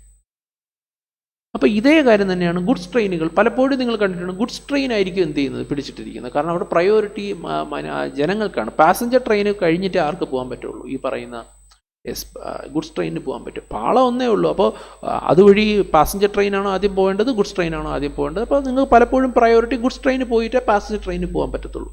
ഈ ഗുഡ്സ് ട്രെയിനിന് പോകാൻ അപ്പോൾ എന്ത് ചെയ്യും? ഈ സഞ്ചരിച്ചുകൊണ്ടിരിക്കുന്ന പല സ്ഥലങ്ങളിൽ ഇതുപോലെ നിർത്തി വെക്കേണ്ടി വരും. അപ്പോൾ ഇത് വലിയ തോതിൽ നമ്മുടെ രാജ്യത്തെ ലോജിസ്റ്റിക് ഇൻഡസ്ട്രിയെ ബാധിക്കുന്നുണ്ടോ ഇല്ലയോ? കാരണം ഗുഡ്സ് ട്രാൻസ്പോർട്ടേഷൻ വൈകുക എന്നുള്ളതൊരു വലിയ വിഷയമാണ്. കാരണം നമ്മുടെ രാജ്യത്തുള്ള റെയിൽവേ പാത എന്ന് പറഞ്ഞാൽ വളരെ ലിമിറ്റഡ് ആക്സസ് ഉള്ളതാണ്. എല്ലാവർക്കും കൂടി പോകാൻ ആ ഒരു പാതയല്ലേ ഉള്ളൂ. അപ്പോൾ ഗവൺമെൻറ് എന്ത് ചെയ്യുന്നു വെച്ച് കഴിഞ്ഞാൽ, ഗവൺമെൻറ് ഫോംഡ് ഒരു കുറേ കാലങ്ങളായി ഒരു സ്പെഷ്യൽ പർപ്പസ്, ഒരു കമ്പനി, ഒരു സ്ഥാപനത്തെ തന്നെ രൂപീകരിച്ചിട്ടുണ്ട്. അവരെന്ത് ചെയ്യുന്നു വെച്ചാൽ ഒരു സമാന്തര പാത, ഈ ഗുഡ്സ് ട്രെയിൻ ഓടിക്കാൻ വേണ്ടിയിട്ട് ഒരു സമാന്തര പാത അവരെന്ത് ചെയ്തിട്ടുണ്ട്, നിർമ്മിച്ചിട്ടുണ്ട്. ആ സമാന്തര പാത എന്ന് വെച്ചാൽ ഒരു പാരലൽ. ഓക്കെ. അപ്പോൾ ഇപ്പം നമ്മുടെ രാജ്യത്ത് പല സ്ഥലങ്ങളിലും ഈ പാസഞ്ചർ ട്രെയിന് പോകുന്ന വഴി കൂടെ ആര് പോകാറില്ല, ഈ പറയുന്ന ഗുഡ്സ് ട്രെയിന് പോകാറില്ല. കാരണം ഗുഡ്സ് ട്രെയിന് പോകാൻ വേണ്ടിയിട്ട് സെപ്പറേറ്റ് പാത ഇപ്പോൾ തയ്യാറായിട്ടുണ്ട്. ഈ പാത തയ്യാറാക്കിയത് ആരാണ്? ഈ പറയുന്ന സ്പെഷ്യൽ പർപ്പസ് വെഹിക്കിളാണ്. മനസ്സിലായോ? സോ അതാണ് പറഞ്ഞിരിക്കുന്നത്. ഇവിടെ നമ്മൾ പറഞ്ഞിരിക്കുന്നത് ഇൻഫ്രാസ്ട്രക്ചർ ബിൽഡ്. ഇൻഫ്രാസ്ട്രക്ചർ എന്ന് പറഞ്ഞാൽ അടിസ്ഥാന സൗകര്യം. യെസ്, നിർമ്മിച്ചിരിക്കുന്ന ആരാണ്? സ്പെഷ്യൽ പർപ്പസ് വെഹിക്കിളാണ്. അത് ആരാണ് ഓൺ ചെയ്യുന്നത്? ആ സ്പെഷ്യൽ പർപ്പസ് വെഹിക്കിളാണ് അത് എന്ത് ചെയ്യുന്നത്, ഓൺ ചെയ്യുന്നത്. So it's owned by them. Okay. എന്നിട്ട് അതുവഴി ഇപ്പം ട്രെയിൻ പക്ഷേ ആരുടേതാണ്? ട്രെയിൻ ഇന്ത്യൻ റെയിൽവേയുടേതാണല്ലോ. അപ്പോൾ ഈ സ്പെഷ്യൽ പർപ്പസ് വെഹിക്കിൾ എന്ത് ചെയ്യുകയാണ്? ഇന്ത്യൻ റെയിൽവേക്ക് അവരുടെ ഗുഡ്സ് ട്രെയിൻ ഓടിക്കാൻ വേണ്ടിയിട്ട് ആ ഇൻഫ്രാസ്ട്രക്ചർ സൗകര്യം വിട്ടുകൊടുത്തിരിക്കുകയാണ്. അതാണ് allowing to use. They are allowing. ആ ഇൻഫ്രാസ്ട്രക്ചർ നിങ്ങൾ യൂസ് ചെയ്തോ ഡ്യൂറിങ് ദി കൺസെഷൻ പീരീഡ് എന്ന് പറഞ്ഞാൽ കുറച്ച് കാലത്തേക്ക് ചെറിയ അളവിൽ എന്ത് ചെയ്യുക, ചെറിയ റേറ്റിലായിരിക്കും എന്ത് ചെയ്യുന്നത് അവിടെ. അപ്പോൾ ഈ ഇൻഫ്രാസ്ട്രക്ചർ യൂസ് ചെയ്യുന്നതിന് ഈ സ്പെഷ്യൽ പർപ്പസ് വെഹിക്കിളിന് ഇന്ത്യൻ റെയിൽവേ കാശ് കൊടുക്കണം. പക്ഷേ ആദ്യത്തെ കുറേ നാൾ എന്ത് ചെയ്യേണ്ട ആവശ്യമില്ല, കാശ് കൊടുക്കേണ്ട. അല്ലെങ്കിൽ കുറച്ച് കാശ് എന്ത് ചെയ്താൽ മതി, കൊടുത്താൽ മതി. ആ ആദ്യത്തെ കുറേ നാളിനെയാണ് നമ്മൾ എന്തെന്ന് പറയുന്നത്, concession period. Against consideration. Okay. Concession പീരീഡിൽ അവരെന്ത് മേടിക്കുന്നുണ്ട്, കൺസിഡറേഷൻ മേടിക്കുന്നുണ്ട്. അതുപോലെ തന്നെ ഇന്ത്യൻ റെയിൽവേയിൽ നിന്ന് they are getting the services also. Maintenance service പോലുള്ള കാര്യങ്ങൾ ഇന്ത്യൻ റെയിൽവേയിൽ നിന്ന് ഈ പറയുന്ന സ്പെഷ്യൽ പർപ്പസ് വെഹിക്കിളിന് കിട്ടുന്നുണ്ട്. പറഞ്ഞു വരുന്നത്, ഇത്തരം കൺസിഡറേഷൻ്റെ മേളിൽ GST വേണ്ട. അതാണ് പറഞ്ഞ പോയിന്റിന്റെ അർത്ഥം. അതിൻ്റെ മേളിൽ എന്ത് വേണ്ട, GST വേണ്ട. മനസ്സിലാവുന്നുണ്ടോ? Okay. So that is point number 84. Then point number 85ലേക്ക് പോകാം. Services provided by central government, state government, union territory, local authority to a business entity. Business എൻറ്റിറ്റിക്ക് പ്രൊവൈഡ് ചെയ്യുന്ന എല്ലാ സേവനങ്ങളും ടാക്സബിൾ ആണ് എന്ന് നമ്മൾ നേരത്തെ കണ്ടില്ലേ, പോയിന്റ് നമ്പർ 80. ആ പോയിന്റ് നമ്പർ 80 നോക്കണം കേട്ടോ, വളരെ ഇമ്പോർട്ടൻ്റ് ആയിട്ടുള്ളൊരു പോയിന്റാണ്. ഇതാ ഇവിടെ any service other than service covered under, yes, other than service covered under A to C. നിങ്ങൾ കണ്ടല്ലോ, പ്രൊവൈഡഡ് ടു ബിസിനസ് എൻറ്റിറ്റി കണ്ടതാണ് ആണല്ലോ. സോ ബിസിനസ് എൻറ്റിറ്റിക്ക് ഗവൺമെൻറ് പ്രൊവൈഡ് ചെയ്യുന്ന എല്ലാ സേവനവും ടാക്സബിൾ ആണ്. മാത്രമല്ല അതിന് RCM ആണ് എന്നൊക്കെ നമ്മൾ പറഞ്ഞു വെച്ചതാണ്. ഈ പോയിന്റ് നമ്പർ 85 പറയുന്നത് എന്താണെന്ന് നോക്കിയേ. Services provided by central government, state government, union territory, local authority to a business entity with an aggregate turnover up to such amount in the preceding financial year as makes it eligible for exemption from registration under CGST Act. ഇതേ point നമ്മൾ ഇതിന് മുന്നത്തെ പോയിന്റുകളിൽ നമ്മൾ കണ്ടിട്ടുള്ളതാണ്. അതായത് മറ്റേ legal സർവീസസിന് നമ്മളൊരു കാര്യം പറഞ്ഞായിരുന്നു. ലീഗൽ സർവീസ് പ്രൊവൈഡ് ചെയ്യുന്ന ഒരു അഡ്വക്കേറ്റ്, ഇൻഡിവിജ്വൽ അഡ്വക്കേറ്റ് അല്ലെങ്കിൽ ഫേം ഓഫ് അഡ്വക്കേറ്റ് ഒരു ബിസിനസ് എൻറ്റിറ്റിക്ക് സർവീസ് പ്രൊവൈഡ് ചെയ്യുന്നു. But that business entity was exempted from taking registration in the preceding financial year because his turnover during the preceding financial year was not exceeding the maximum limit for applying for GST registration. ഇങ്ങനെ ഒരു point നമ്മൾ കണ്ടിട്ടുണ്ടായിരുന്നു. അതേ point തന്നെയാണ് ഇവിടെ പറയുന്നത്. Here the government is providing service to business entity, so we know it is taxable, but the aggregate turnover of such business entity was below the maximum limit for applying for GST registration. ആ business എൻറ്റിറ്റിയുടെ കഴിഞ്ഞ കൊല്ലത്തെ aggregate turn over, മൊത്തം വിറ്റുവരവ് GST registration apply ചെയ്യുവാനുള്ള പരിധിയിൽ നിന്ന് താഴെയായിരുന്നു. അക്കാരണത്താൽ government provide ചെയ്യുന്ന ഈ business എൻറ്റിറ്റിക്ക് പ്രൊവൈഡ് ചെയ്യുന്ന സേവനങ്ങൾ അതർവൈസ് ടാക്സബിൾ ആയിരുന്നു എങ്കിൽ പോലും ഇവിടെ എന്ത് കിട്ടുകയാണ്? ഈ ഒരൊറ്റ കാരണം കൊണ്ട് അവരുടെ കഴിഞ്ഞ വർഷത്തെ ടേൺ ഓവർ എന്താണ്? GST രജിസ്ട്രേഷൻ ആപ്ലിക്കേഷൻ കൊടുക്കുവാനുള്ള ലിമിറ്റിന് താഴെയായിരുന്നു എന്ന കാരണം കൊണ്ട് ഈ ഗവൺമെൻറ് പ്രൊവൈഡ് ചെയ്ത ഇത്തരം സേവനങ്ങൾ എന്താവും? ടാക്സ് എക്സംപ്റ്റഡ് ആകുന്നുണ്ട്. പക്ഷേ ഇങ്ങനെയൊക്കെ ആണെങ്കിൽ അവിടെ പറഞ്ഞ ABC, അതായത് പോസ്റ്റൽ ഡിപ്പാർട്ട്മെൻറ്റ് പ്രൊവൈഡ് ചെയ്യുന്ന സേവനങ്ങളാണെങ്കിൽ അത് ടാക്സബിൾ ആണ്. Ministry of Indian railway provide ചെയ്യുന്ന സേവനങ്ങളാണെങ്കിൽ അത് ടാക്സബിൾ ആണ്. Goods transportation, passenger transportation service ആണെങ്കിൽ ടാക്സബിൾ ആണ്. സോ ആ ഒരു കാര്യം അത് നമ്മൾ നോക്കണം. For the purpose of this entry it is hereby clarified that the provision of this entry shall not be applicable to the following services. ഇപ്പോൾ കഴിഞ്ഞ വർഷത്തെ ടേൺ ഓവർ GST രജിസ്ട്രേഷൻ എടുക്കുവാനുള്ള പരിധിക്ക് താഴെയാണെന്ന് വെച്ചാൽ നമ്മുടെ കച്ചവട സ്ഥാപനം കഴിഞ്ഞ വർഷം കേരളത്തിലാണ് ഗുഡ്സും സർവീസും ഒക്കെ പ്രൊവൈഡ് ചെയ്യുന്നതാണ്. അപ്പോൾ GST രജിസ്ട്രേഷൻ എടുക്കുവാനുള്ള ലിമിറ്റ് 20 ലക്ഷമാണ്. കഴിഞ്ഞ വർഷത്തെ turn over limit GST registration എടുക്കാനുള്ള ലിമിറ്റിന് താഴെയാണ്, 20 lakhന് താഴെയാണ്. അങ്ങനെയാണെങ്കിൽ ഈ വർഷം ഗവൺമെൻറ് നമുക്ക് പ്രൊവൈഡ് ചെയ്യുന്ന സേവനങ്ങൾ എന്തായിരിക്കും? എക്സംപ്റ്റഡ് ആണ്. പക്ഷേ ആ സേവനങ്ങൾ എന്ന് പറയുന്നത് ഇവിടെ പോയിന്റ് 80, ഞാൻ നേരത്തെ പറഞ്ഞു, ഇനി വരുന്ന പലയിടത്തും പോയിന്റ് 80 റെഫർ ചെയ്യുന്നു. പോയിന്റ് 80 പറയുന്ന ABC പറഞ്ഞിരിക്കുന്ന സർവീസാണ് പ്രൊവൈഡ് ചെയ്യുന്നതെങ്കിൽ അത് ടാക്സബിൾ ആവും. അതുപോലെ തന്നെ മറ്റൊരു services by way of renting of immovable property. Government immovable പ്രോപ്പർട്ടിയാണ് ആ ബിസിനസ് എൻറ്റിറ്റിക്ക്. ഇപ്പം ഞാൻ ഉദാഹരണം പറയും. ഞാൻ ഈ വർഷം ആദ്യമായിട്ട് തുടങ്ങുന്ന എൻറ്റിറ്റിയാണ്. എനിക്ക് കഴിഞ്ഞ വർഷം GST രജിസ്ട്രേഷൻ എടുക്കാനുള്ള ടേൺ ഓവർ പോയിട്ട് കഴിഞ്ഞ വർഷം ബിസിനസ് പോലും ഇല്ലായിരുന്നു. ഈ വർഷം ബിസിനസ് സ്റ്റാർട്ട് ചെയ്തേ ഉള്ളൂ. ഈ വർഷം ആദ്യം തന്നെ ഗവൺമെൻറ് എനിക്കൊരു സർവീസ് പ്രൊവൈഡ് ചെയ്തു. എന്ത് സർവീസാണ്? Renting of immovable property. ഗവൺമെൻറ്റിൻ്റെ ഒരു കോംപ്ലക്സിൽ എനിക്കൊരു ഷോപ്പ് വാടകയ്ക്ക് തന്നു. റെന്റിങ് ഓഫ് ഇമ്മൂവബിൾ പ്രോപ്പർട്ടി അല്ലേ? അത് ടാക്സബിൾ ആണോ എക്സംപ്റ്റഡ് ആണോ? ഒരു സംശയം വേണ്ട, അത് ടാക്സബിൾ ആണ്. എനിക്ക് GST രജിസ്ട്രേഷൻ ഇല്ലെങ്കിൽ അവിടെ ഫോർവേഡ് ചാർജ് മെക്കാനിസം ഗവൺമെൻറ് എൻ്റെ കയ്യിൽ നിന്ന് GST കളക്ട് ചെയ്തടയ്ക്കും. എനിക്ക് GST രജിസ്ട്രേഷൻ ഉണ്ടെങ്കിൽ അവിടെ RCM ഞാൻ എന്ത് ചെയ്യേണ്ടി വരും? ടാക്സ് നേരിട്ട് ഗവൺമെൻറ്റിലേക്ക് അടയ്ക്കേണ്ടി വരും. ഇത് നമ്മൾ RCM പഠിച്ചപ്പോൾ കണ്ടിട്ടുള്ള കാര്യമാണ്. അതാണ് ആ പറഞ്ഞ പോയിന്റിന്റെ അർത്ഥം. Then point number 86. Service provided by central government, state government, union territory or local authority to another central government, state government, union territory or local authority. അപ്പോൾ ഗവൺമെൻറ്റുകൾ പരസ്പരം പ്രൊവൈഡ് ചെയ്യുന്ന സേവനങ്ങൾ ഈ പറഞ്ഞതുപോലെ എന്താണ്? ഗവൺമെൻറ്റുകൾ പരസ്പരം പ്രൊവൈഡ് ചെയ്യുന്ന സേവനങ്ങൾ എക്സംപ്റ്റഡ് ആണ്. പക്ഷെ അപ്പോഴും അത് ഏതിനെ ബാധിക്കുന്നില്ല എന്നുള്ളതാണ് ഇതാ കണ്ടോ പോയിന്റ് 80 പറഞ്ഞിരിക്കുന്ന A, B and C. അതാണ് വളരെ ഇമ്പോർട്ടൻ്റ് ആണ്. പോയിന്റ് നമ്പർ 87 ഇതാ നോക്കാം. Services provided by central government, state government, union territory or local authority where the consideration for such service does not exceed 5,000. Okay, ഇതൊരു വല്ലാത്തൊരു പോയിന്റാണ്. ഇതുവരെ നമ്മൾ ടാക്സബിൾ ആണ് എന്ന് പറഞ്ഞ പല കാര്യങ്ങളെയും മാറ്റിമറിച്ചുകൊണ്ടുള്ളൊരു പോയിന്റാണ് 87. 87 വളരെ വലിയൊരു പോയിന്റ്. 87 പറയാണ് ഈ ഗവൺമെൻറ് പ്രൊവൈഡ് ചെയ്യുന്ന സേവനങ്ങളിൽ ഇപ്പോൾ എന്തൊക്കെയാണ് ടാക്സബിൾ ആവുക, എന്തൊക്കെയാണ് ടാക്സബിൾ ആവാതിരിക്കുക എന്നൊക്കെ ഉള്ളത് നിങ്ങൾക്ക് മനസ്സിലായല്ലോ. ഇപ്പോൾ ഗവൺമെൻറ് പ്രൊവൈഡ് ചെയ്യുന്ന സേവനങ്ങൾ ഏതൊക്കെ സേവനങ്ങൾ ടാക്സബിൾ, പ്രത്യേകിച്ച് ബിസിനസ് എൻറ്റിറ്റിക്ക് പ്രൊവൈഡ് ചെയ്യുന്ന സേവനങ്ങൾ ഒട്ടുമിക്കതും ടാക്സബിൾ ആണ്. പക്ഷേ അതിൻ്റെ 86 അതിൻ്റെ എക്സംഷൻ വരുന്ന കേസ് നമ്മൾ കണ്ടു, 85, 86 നമ്മൾ കണ്ടു. ഇനി പറയാണ്, ഇനി എക്സംഷൻ വരുന്നില്ല, ഗവൺമെൻറ് ബിസിനസ് എൻറ്റിറ്റിക്ക് സർവീസ് പ്രൊവൈഡ് ചെയ്തു, അത് ടാക്സബിൾ ആണ്, ഒരു സംശയം വേണ്ട. കഴിഞ്ഞ വർഷം അവർക്ക് GST രജിസ്ട്രേഷൻ എടുക്കുവാനുള്ള പരിധിക്ക് മേളിൽ ടേൺ ഓവർ ഉണ്ടായിരുന്നു, അതുകൊണ്ട് അവർ GST രജിസ്ട്രേഷൻ കഴിഞ്ഞ കൊല്ലം തന്നെ എടുത്തിട്ടുണ്ടായിരുന്നു. ഇക്കൊല്ലം ഗവൺമെൻറ് അവർക്ക് എന്ത് ചെയ്തു, സർവീസ് പ്രൊവൈഡ് ചെയ്തു. ആ പ്രൊവൈഡ് ചെയ്ത സർവീസ് 5000 രൂപയോ അതിൽ താഴെയോ ഉള്ള വാല്യൂ ഉള്ള സർവീസ് ആയിരുന്നു. അതായത് ഗവൺമെൻറ് ഇപ്പോൾ പ്രൊവൈഡ് ചെയ്തിരിക്കുന്ന സർവീസ് ജസ്റ്റ് 5000 രൂപയോ അതിൽ താഴെ മാത്രമേ വിലയുള്ളൂ എങ്കിൽ അത് എക്സംപ്റ്റഡ് ആണ്. സോ ഗവൺമെൻറ് പ്രൊവൈഡ് ചെയ്തിരിക്കുന്ന സേവനം 5000 രൂപയോ അതിൽ താഴെയോ അതിന് വാല്യൂ ഉള്ളൂ എങ്കിൽ ഒരു സംശയം വേണ്ട, അതൊരു എക്സംപ്റ്റഡ് സർവീസാണ്. പക്ഷെ അപ്പോഴും പറയാണ്, nothing contained in this entry shall apply to services refer to in A, B and C of 0.80 above. 0.80 എന്താണെന്ന് കണ്ടല്ലോ, അതിൽ പറഞ്ഞിരിക്കുന്നതിന് ഈ ഒരു പോയിന്റ് ബാധകമല്ല. Okay.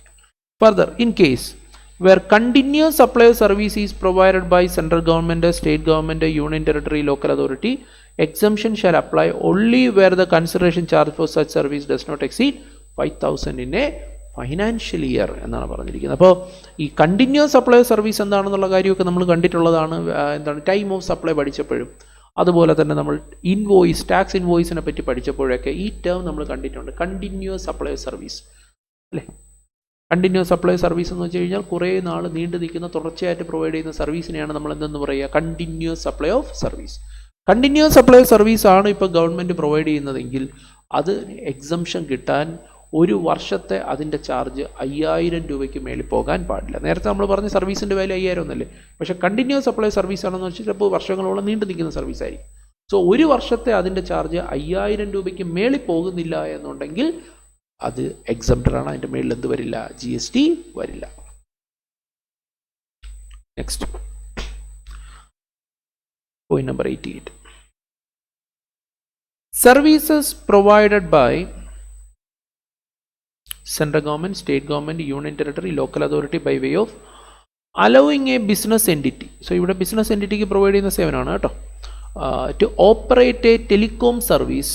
Okay, so telecommunication licence കൊടുക്കുകയാണ് telecom service provider or use radio frequency spectrum 2G, 3G, 4G, 5G during the period prior to 1st April 2016 on payment of license fee or spectrum user charge as the case may be. Okay. So ഇവിടെ എന്ത് സർവീസാണ് provide ചെയ്തിരിക്കുന്നത്, telecom service provider, ഇപ്പോൾ Jio. Okay, ഇവരിൽ നിന്ന് licence fees മേടിക്കുന്നുണ്ട്, അതുപോലെ തന്നെ എന്താണ് സ്പെക്ട്രം ഫീസ് ഗവൺമെൻറ് ഈടാക്കുന്നുണ്ട്. മിനിസ്ട്രി ഓഫ് ടെലികോം ഇവരുടെ കയ്യിൽ നിന്നൊക്കെ എന്ത് ചെയ്യുന്നുണ്ട്, ഇത്തരം ഫീസുകൾ ഈടാക്കുന്നുണ്ട്. ഇവിടെ പറഞ്ഞിരിക്കുന്നത് service provided by the government by allowing the business entity to operate a telecom to operate as a telecom service provider or use radio frequency spectrum during the period, ഈ സർവീസ് പ്രൊവൈഡ് ചെയ്തിരിക്കുന്നപ്പോഴാണ് prior to 1st April 2016 ആണെന്നുണ്ടെങ്കിൽ അത് exempted ആണ്. പക്ഷേ ഇപ്പം അതിന് നിലവിൽ relevance ഇല്ല. ഇപ്പം ഈ ഒരു പോയിന്റ് ബേസ് ചെയ്തിട്ടുള്ള ക്വസ്റ്റ്യൻ നമുക്ക് എക്സാമിനേഷൻ വരണമെന്നും ഇല്ല. Next, services provided by central government, state government, union territory, local authority by way of issuance of passport. നമ്മൾ പാസ്പോർട്ട് എടുക്കാൻ പോകുമല്ലോ, അതുപോലെ visa, driving licence, birth certificate, death certificate എന്നിവ ഗവൺമെൻറ് പ്രൊവൈഡ് ചെയ്യുകയാണെന്നുണ്ടെങ്കിൽ അതിന് ഗവൺമെൻറ് നമ്മുടെ ഇത് ഫീസ് ഈടാക്കുന്നുണ്ട്. ഇത്തരം ഫീസുകൾക്കൊന്നും തന്നെ എന്ത് വേണ്ട, GST വേണ്ട. ശരിക്കും ഈ ഒരു പോയിന്റ് ഇവിടെ എടുത്ത് പറയേണ്ട ആവശ്യമുണ്ടോ എന്നുള്ളത് കൂടി നമ്മൾ ആലോചിക്കണം. കാരണം 89 എന്ന് പറയുന്ന പോയിന്റിൻ്റെ നിലനിൽപ്പിനെ നമുക്ക് വേണേൽ ചോദ്യം ചെയ്യാം. കാരണം ഓൾറെഡി ഒരു പോയിന്റ് പറയുന്നുണ്ട്, എന്താണ് ഗവൺമെൻറ് പോയിന്റ് നമ്പർ 80 തന്നെ പറയുന്നുണ്ട്, ഗവൺമെൻറ് പ്രൊവൈഡ് ചെയ്യുന്ന ഒട്ടുമിക്ക എല്ലാ സേവനങ്ങളും തന്നെ എന്ത് തന്നെയാണ്, എക്സംപ്റ്റഡ് ആണ് എന്ന് പറഞ്ഞതല്ലേ. ബട്ട് അതർ ദാൻ ABC, പിന്നെ ബിസിനസ് എൻറ്റിറ്റിക്കുള്ള D. അപ്പോൾ ഈ പറയുന്ന പോയിൻ്റൊക്കെ ശരിക്കും പറഞ്ഞാൽ എക്സംപ്റ്റഡ് ആണ് നമുക്ക് അതുവഴി തന്നെ ഇൻഫർ ചെയ്തെടുക്കുക എന്നുള്ളതേ ഉള്ളൂ. എങ്കിലും അവിടെ സ്പെസിഫൈ ചെയ്ത് പറയുന്നു എന്നുള്ളതാണ്. Point number 90. Services provided by central government, state government, union territory or local authority by way of tolerating non-performance of a contract for which consideration in the form of fine or liquidated damage is payable to government, state government, central government, union territory, local authority under such contract. അതായത് നമ്മൾ ഈ സർക്കാരുമായിട്ട് ഒരു കരാറിൽ ഏർപ്പെടുന്നു, ഒരു ജോലി ചെയ്യുവാനുള്ള കരാറിൽ നമ്മൾ ഗവൺമെൻറ്റുമായിട്ട് ഏർപ്പെടുന്നു. എന്നിട്ട് നമ്മൾ കരാർ വയലേറ്റ് ചെയ്യുന്നു. കരാർ വയലേറ്റ് ചെയ്യുമ്പോൾ സ്വാഭാവികമായും ഗവൺമെൻറ് നമ്മുടെ കയ്യിൽ നിന്ന് എന്ത് ചെയ്യുന്നുണ്ട്? ഫൈൻ ഈടാക്കും. അപ്പോൾ ആ ഫൈന് ഈടാക്കുന്നതിൻ്റെ മേളിൽ GST കളക്ട് ചെയ്യണോ, ഗവൺമെൻറ് GST കളക്ട് ചെയ്യണോ എന്നുള്ളതാണ് ചോദ്യം. വേണ്ട. സോ അവിടെ പറഞ്ഞു വരുന്നത് നമ്മൾ കോൺട്രാക്ട് വയലേറ്റ് ചെയ്തു, അപ്പോൾ നമ്മൾ ഗവൺമെൻറ് എന്ത് കൊടുക്കുകയാണ്? ഫൈൻ അല്ലെങ്കിൽ ലിക്വിഡേറ്റഡ് ഡാമേജ് എന്ന് പറയുന്നുണ്ട്. ആ തുക കൊടുക്കുന്നതിന് നമ്മൾ GST അടയ്ക്കേണ്ട ആവശ്യം ഇല്ല. അതാണ് point number 90. Then point number 91. Services provided by central government, state government, union territory or local authority by way of assignment of right to use natural resources to an individual farmer for cultivation of plant, rearing of all life forms of animals except rearing of horse for food, fiber, fuel, raw material, other similar products. Okay. ആ പറഞ്ഞ വാക്കിൻ്റെ അർത്ഥം എന്താണെന്ന് വെച്ച് കഴിഞ്ഞാൽ, ഇപ്പോൾ government government ഇവിടെ ചെയ്ത സർവീസ് എന്താണെന്ന് വെച്ച് കഴിഞ്ഞാൽ, ഗവൺമെൻറ് അസൈൻഡ് ദി റൈറ്റ്, അവകാശം കൊടുക്കുകയാണ്. എന്ത് അവകാശമാണ്?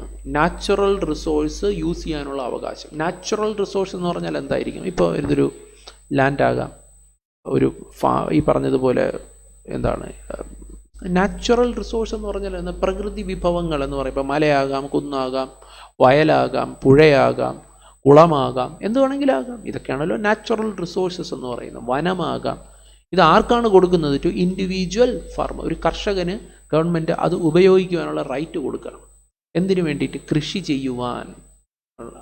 ഓക്കെ. എന്നിട്ട് അവൻ്റെ കയ്യിൽ നിന്ന് എന്ത് ചെയ്യുന്നുണ്ട്? കാശ് മേടിക്കുന്നുണ്ട്. അതിൻ്റെ മേളിൽ എന്ത് വരില്ല? GST വരില്ല. അവന് കൃഷി ചെയ്യാം, അനിമൽസിനെ വളർത്താം, ഫാം നടത്താം. ഇതിനു വേണ്ടിയിട്ടാണ് ഫാർമർക്ക് അത് കൊടുത്തിരിക്കുന്നത്. അതിൻ്റെ മേളിൽ എന്ത് വരില്ല? GST വരില്ല. Then point number 92. Services provided by the central government, state government, union territory or local authority by way of വീണ്ടും assignment of right. ഇത്തവണ എന്ത് റൈറ്റ് ആണ്? To use any natural resource where such a right to use was assigned by central government, state government, union territory before 1st April 19. However, exemption shall apply only to tax payable on one-time charge payable in full upfront installment assignment right to use such natural resource. 2016 മുന്നേ ആണെന്നുണ്ടെങ്കിൽ അത് ഈ right issue ചെയ്തിരിക്കുന്നത് before 1st April 2016 ആണെന്നുണ്ടെങ്കിൽ അവിടെ farmer എന്ന വാക്കില്ലായിരുന്നു. ഇവിടെ ആണെന്നുണ്ടെങ്കിൽ ഇവിടെ ഇൻഡിവിജ്വൽ ഫാർമർ എന്ന വാക്കുണ്ട്. ഈ പോയിന്റിനകത്ത് 91 92 തമ്മിലുള്ള വ്യത്യാസം ഏതാണ്ട് സെയിം ആയിട്ടുള്ള കാര്യം തന്നെയാണ്. പക്ഷേ അതൊരു ഫാർമർക്ക് കൊടുക്കുന്ന കാര്യമല്ല. നാച്ചുറൽ റിസോഴ്സ് നേരത്തെ ആർക്ക് കൊടുത്തിട്ടുണ്ടെങ്കിലും അതെന്തായിരുന്നു? എക്സംപ്റ്റഡ് ആയിരുന്നു. പ്രൊവൈഡഡ് അവൻ അതിനുള്ള ആ റൈറ്റിനുള്ള കാശ് അവൻ ഒറ്റ തവണയായിട്ട് എന്ത് ചെയ്തിരിക്കണം? പേ ചെയ്തിരിക്കണം. ഘട്ടം ഘട്ടമായിട്ട് പേ ചെയ്താൽ അവന് ടാക്സേഷൻ വരും. പക്ഷേ tax hour exemption shall apply only to tax payable on one time charge payable in full upfront or instalment. Upfront എന്ന് പറഞ്ഞാൽ തുടക്കത്തിൽ തന്നെ പൈസ മൊത്തം കൊടുത്തിട്ട് ആ നാച്ചുറൽ റിസോഴ്സ് അവരെടുക്കുന്നതിനെയാണ് അപ്ഫ്രണ്ട് പേയ്മെൻറ്റ് എന്ന് പറയുന്നത്. അപ്പോൾ നമ്മൾ ഭൂമിയൊക്കെ പാട്ടത്തിനെടുക്കുമ്പോൾ ഒറ്റയടിക്ക് മൊത്തം തുകയും കൊടുത്തിട്ടാണ് എടുക്കുക. അതിനാണ് upfront premium or upfront payment എന്ന് പറയുന്നത്. എനിവേ, ഇപ്പം ആ നിലവിൽ ആ പോയിന്റിന് പ്രസക്തി ഇല്ല എന്നുള്ളതാണ് 92.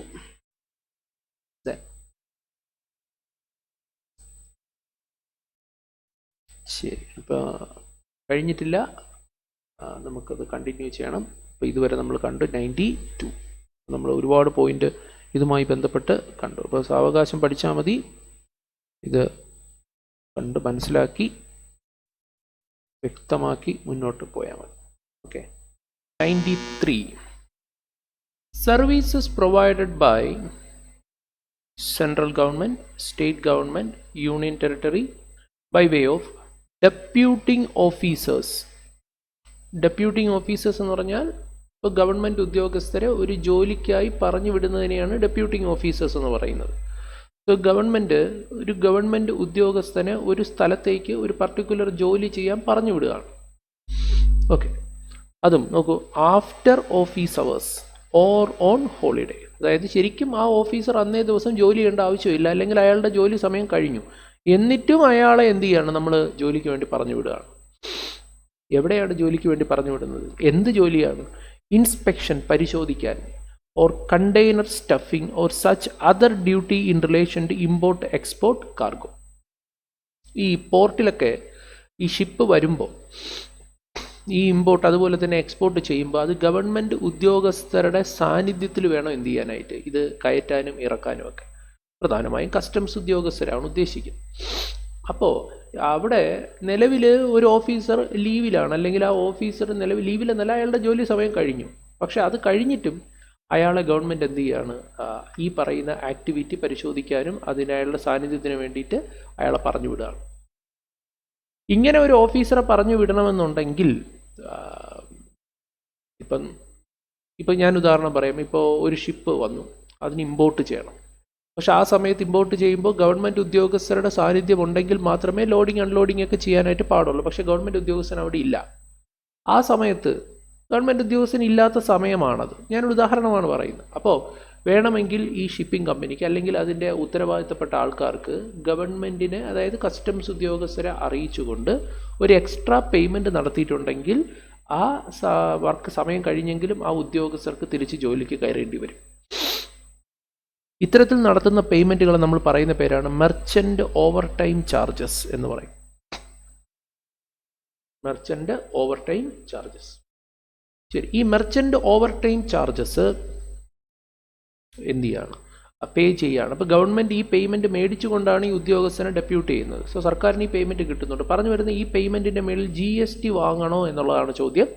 GST വാങ്ങേണ്ടതാണ്, but there is an exemption. അതുകൊണ്ട് തന്നെ സർക്കാർ എന്ത് ചെയ്യത്തില്ല, ഈ മെർച്ചൻ്റ് ഓവർ ടൈം ചാർജസിൻ്റെ മേളിൽ GST വാങ്ങില്ല, ഈടാക്കത്തില്ല. That is exempted. Next point number 94. Services provided by central government, state government, union territory or local authority by way of registration required under any law for the time being in force. ഇപ്പം നമുക്ക് പലതരത്തിലുള്ള രജിസ്ട്രേഷനുകൾ എടുക്കേണ്ടി വരും അല്ലേ. നമ്മളിപ്പോൾ പല കാര്യങ്ങൾ ചെയ്യുന്നു. അപ്പോൾ നമ്മുടെ പേഴ്സണൽ കാര്യങ്ങൾ, ഇപ്പോൾ ഒരു വീട് വയ്ക്കുന്നത്, അതിന് പെർമിറ്റ്, മറ്റ് ലൈസൻസുകൾ, രജിസ്ട്രേഷനുകൾ ഒക്കെ വേണ്ടി വരും. നമ്മളൊരു ബിസിനസ് സ്റ്റാർട്ട് ചെയ്യുന്നു, പലതരത്തിലുള്ള രജിസ്ട്രേഷനുകൾ വേണ്ടി വരും. ഇത്തരത്തിൽ നമ്മളിപ്പോൾ പല കാര്യങ്ങൾ ചെയ്യുന്നതിനും ഗവൺമെൻറ്റിൻ്റെ പെർമിഷൻ നമുക്ക് വേണം. നമ്മൾ ഗവൺമെൻറ്റിൻ്റെ ലൈസൻസ് എടുക്കണം, രജിസ്ട്രേഷൻ എടുക്കണം. ഇതിനൊക്കെ നമ്മൾ ഫീസ് അടയ്ക്കേണ്ടി വരും. പറഞ്ഞു വരുന്നത് ഗവൺമെൻറ്റിൻ്റെ ഇത്തരം രജിസ്ട്രേഷൻ ഫീസുകളുടെ മേളിൽ GST ഉണ്ടായിരിക്കുന്നതല്ല. അതാണ് പോയിന്റ്. ഓക്കെ. അതുപോലെ തന്നെ testing, calibration, safety check or certification. അതുപോലെ തന്നെ ഇപ്പം പലപ്പോഴും നമ്മൾ ഉപയോഗിക്കുന്ന വസ്തുക്കൾ ഒരു നിശ്ചിത അളവ് കഴിയുമ്പോഴത്തേക്കും നമുക്ക് ഗവൺമെൻറ്റിൻ്റെ പല പല നിയമങ്ങൾ പ്രകാരം ടെസ്റ്റിങ്ങിന് വിധേയമാക്കേണ്ടി വരും.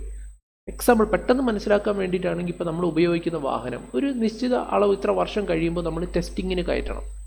അതിൻ്റെ അത് റോഡിൽ യൂസ് ചെയ്യാൻ അതിന് ഒരു പ്രിസ്ക്രൈബ്ഡ് സ്റ്റാൻഡേർഡ്സ് ഉണ്ട്. ആ സ്റ്റാൻഡേർഡ് ഇപ്പോഴും ആ വാഹനം മെറ്റ് ചെയ്യുന്നുണ്ടോ എന്ന് നമ്മൾ ഗവൺമെൻറ്റിനോട് പ്രൂവ് ചെയ്യണം. സോ അതിന് നമ്മൾ ടെസ്റ്റിങ്ങിന് വിധേയമാക്കണം. അപ്പോൾ അത് ഗവൺമെൻറ് ഏജൻസിയാണ് അത് ടെസ്റ്റ് ചെയ്യുന്നത്. അതിന് നമ്മൾ ഫീസ് അടയ്ക്കേണ്ടി വരും. മനസ്സിലാവുന്നുണ്ടോ?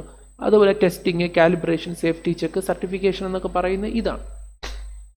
Relating to protection of or safety of workers, consumers or public at large. അതായത് നമ്മൾ ആ വസ്തു ഉപയോഗിക്കുമ്പോൾ, നമ്മൾ ആ എക്യുപ്മെൻറ്റ് ഉപയോഗിക്കുമ്പോൾ അത് കാരണം നമ്മുടെ എംപ്ലോയീസിനോ നമ്മുടെ കൺസ്യൂമേഴ്സിനോ അല്ലെങ്കിൽ പബ്ലിക് അറ്റ് ലാർജിനോ ഒരു കുഴപ്പവും സംഭവിക്കുന്നില്ല എന്നുള്ളത് ഗവൺമെൻറ്റിന് സർട്ടിഫൈ ചെയ്ത് തരേണ്ടി വരും. സോ അതിനുവേണ്ടി നമ്മൾ ആ ഉൽപ്പന്നം ടെസ്റ്റിങ്ങിന് ഹാജരാക്കേണ്ടി വരും. ആ ടെസ്റ്റിങ്ങിന് നമ്മൾ ഫീസ് അടയ്ക്കേണ്ടി വരും. പറഞ്ഞു വരുന്നത് ആ ഫീസിൻ്റെ മേളിൽ GST ഇല്ല. Yes, including fire licence required under any law for the time being in force. ഇപ്പോൾ നമ്മൾ ബിൽഡിംഗ് ഒക്കെ പണിയുന്ന സമയത്ത് നമ്മൾ ഫയർ ലൈസൻസ് ഒക്കെ എടുക്കേണ്ടി വരും. യെസ്, നമ്മൾ ഫീസ് അടയ്ക്കണം. ആ ഫീസിൻ്റെ മേളിൽ എന്തില്ല, GST ഇല്ല. അതാണ് പറയുന്നത്.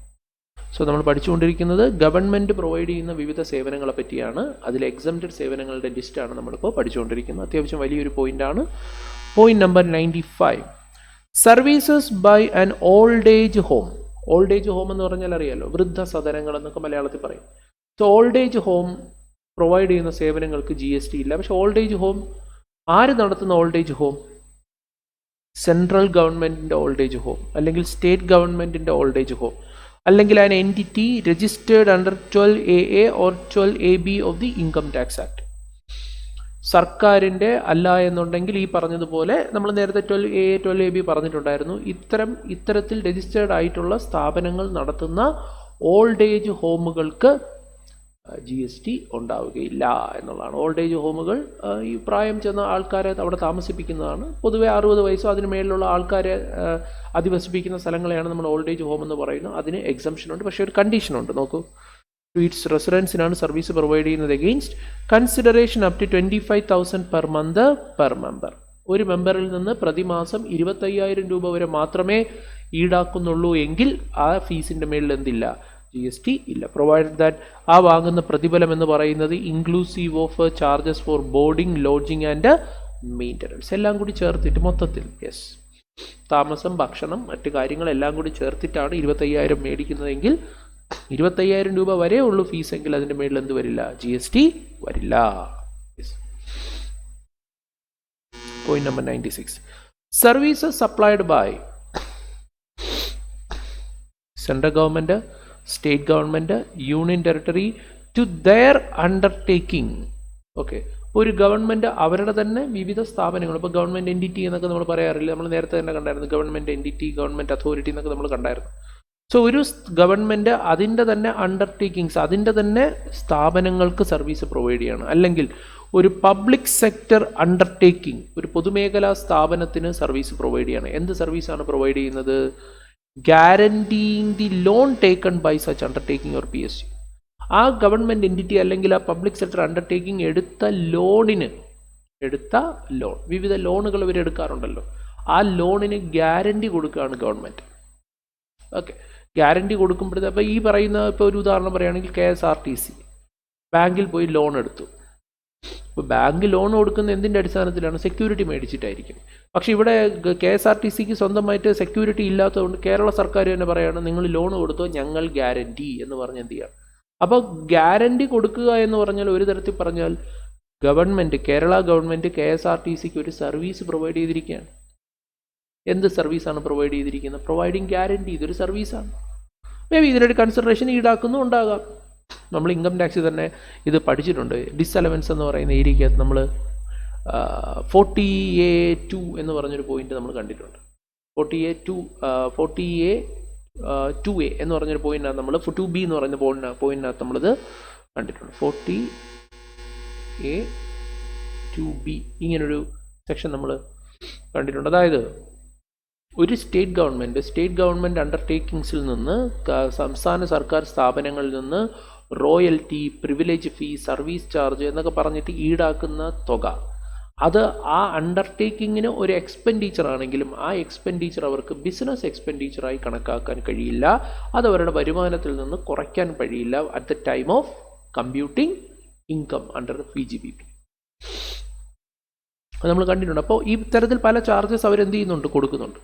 അപ്പോൾ പറഞ്ഞു വരുന്നത്, ഇവിടെ സർക്കാർ എന്ത് ചെയ്യുന്നുണ്ട്, ഇത്തരം പൊതുമേഖലാ സ്ഥാപനങ്ങൾക്ക്, അവരുടെ കീഴിൽ വരുന്ന സ്ഥാപനങ്ങൾക്ക് ഗ്യാരണ്ടി കൊടുക്കുന്നുണ്ട്. ഇതൊരു സർവീസാണ്. ഓക്കെ, എന്ത് ഗ്യാരണ്ടിയാണ്? ഈ സ്ഥാപനങ്ങൾ ബാങ്കിൽ നിന്നോ ഫൈനാൻഷ്യൽ ഇൻസ്റ്റിറ്റ്യൂഷനിൽ നിന്നോ ലോൺ എടുക്കുന്നതിനുള്ള ഗ്യാരണ്ടിയാണ്. ഈ ഗ്യാരണ്ടി ഒരു എക്സംപ്റ്റഡ് സർവീസാണ്. അതാണ് പറഞ്ഞത്.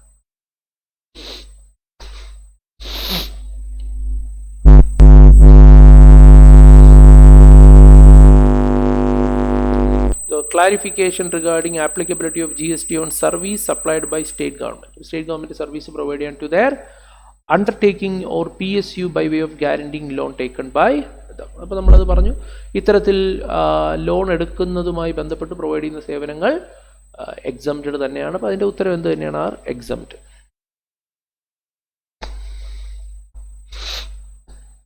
Specifically exempt loan by central or state government for their undertaking or PSU specifically exempt. മറ്റൊരു point number 97. Services supplied by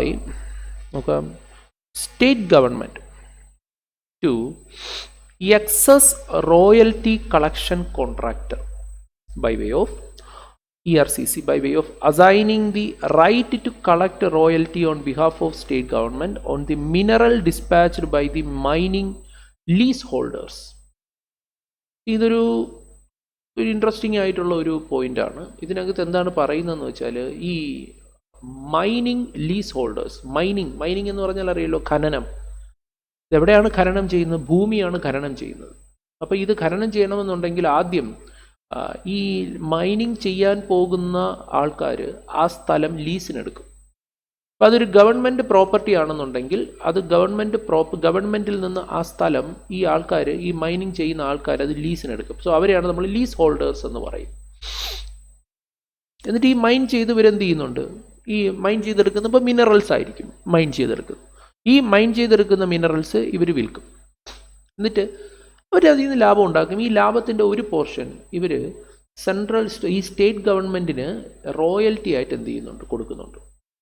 അപ്പോൾ ലീസിനെടുക്കുമ്പോൾ തന്നെ ഇവരെന്ത് ചെയ്യും, ഒരു കരാർ. ഇപ്പോൾ ഈ ഭൂമിക്കടിയിൽ എത്ര മിനറൽ ഉണ്ട് എന്നുള്ളതിൻ്റെ കണക്കൊന്നും സ്റ്റേറ്റ് ഗവൺമെൻറ്റിൻ്റെ കയ്യിലും ഉണ്ടാവില്ല, ഇവരുടെ കയ്യിലുണ്ടാവും. ഒരു ജിയോളജിക്കൽ സർവേ ഒക്കെ നടത്തി ഒരു പഠനം നടത്തുമ്പോൾ ഇത്ര മിനറൽ അതിനകത്തുണ്ടാകാൻ സാധ്യത ഉണ്ടെന്ന് ഇവർക്കൊരു ഏകദേശ കണക്കുണ്ടാവും. അപ്പോൾ ഗവൺമെൻറ്റും ഈ ലീസ് ഹോൾഡേഴ്സും തമ്മിലൊരു എഗ്രിമെൻ്റ് ഉണ്ടാക്കും. എഗ്രിമെൻ്റ് പ്രകാരം ഇത്ര ക്വാണ്ടിറ്റിയാണ് നിങ്ങൾക്ക് കിട്ടുന്നതെങ്കിൽ ആ ക്വാണ്ടിറ്റിയുടെ ഇത്ര ശതമാനം നിങ്ങൾ നമുക്ക് എന്തായിട്ട് തരണം, റോയൽറ്റി ആയിട്ട് തരണം. ഇപ്പോൾ ഉദാഹരണം പറയുകയാണെങ്കിൽ നിങ്ങൾക്ക് 1 lakh ക്വാണ്ടിറ്റിയാണ്, 1 lakh ടൺ, 1,00,000 ടൺ ആണ് അതിനകത്ത് കിട്ടുന്നതെങ്കിൽ പെർ ടൺ ഇത്ര രൂപ വെച്ച്, പെർ ടൺ 1000 രൂപ വെച്ച് നിങ്ങൾ എന്ത് തരണം, നമ്മൾ റോയൽറ്റി തരണം. ഇങ്ങനെ ആയിരിക്കും പറഞ്ഞത്. അപ്പോൾ 1,00,000 ടൺ ആണെന്നുണ്ടെങ്കിൽ 1 ടണ്ണിന് 1000 രൂപ വെച്ച് നിങ്ങൾ എന്ത് ചെയ്യണം, നമുക്ക് റോയൽറ്റി തരണമെന്ന് സ്റ്റേറ്റ് ഗവൺമെൻറ് ഇവരോട് എന്ത് ചെയ്യും, ആവശ്യപ്പെടും. ഇവരിത് മൈൻ ചെയ്യുന്നു, കിട്ടുന്നു. അതിൽ നിന്ന് ഇത്ര ടണ്ണ് കിട്ടിക്കഴിഞ്ഞാൽ ആ ടണ്ണിന് എന്ത് ചെയ്യുന്നുണ്ട്, ആ എമൗണ്ടിനനുസരിച്ച് എന്ത് ചെയ്യുന്നുണ്ട്, റോയൽറ്റി കൊടുക്കുകയും ചെയ്യും. ഇനി കേട്ടോ, ഇപ്പം ഈ ചെയ്ത സർവീസ് ഉണ്ടല്ലോ, ഈ കൊടുത്ത റോയൽറ്റി ഇപ്പോൾ കൊടുക്കുന്നുണ്ട്.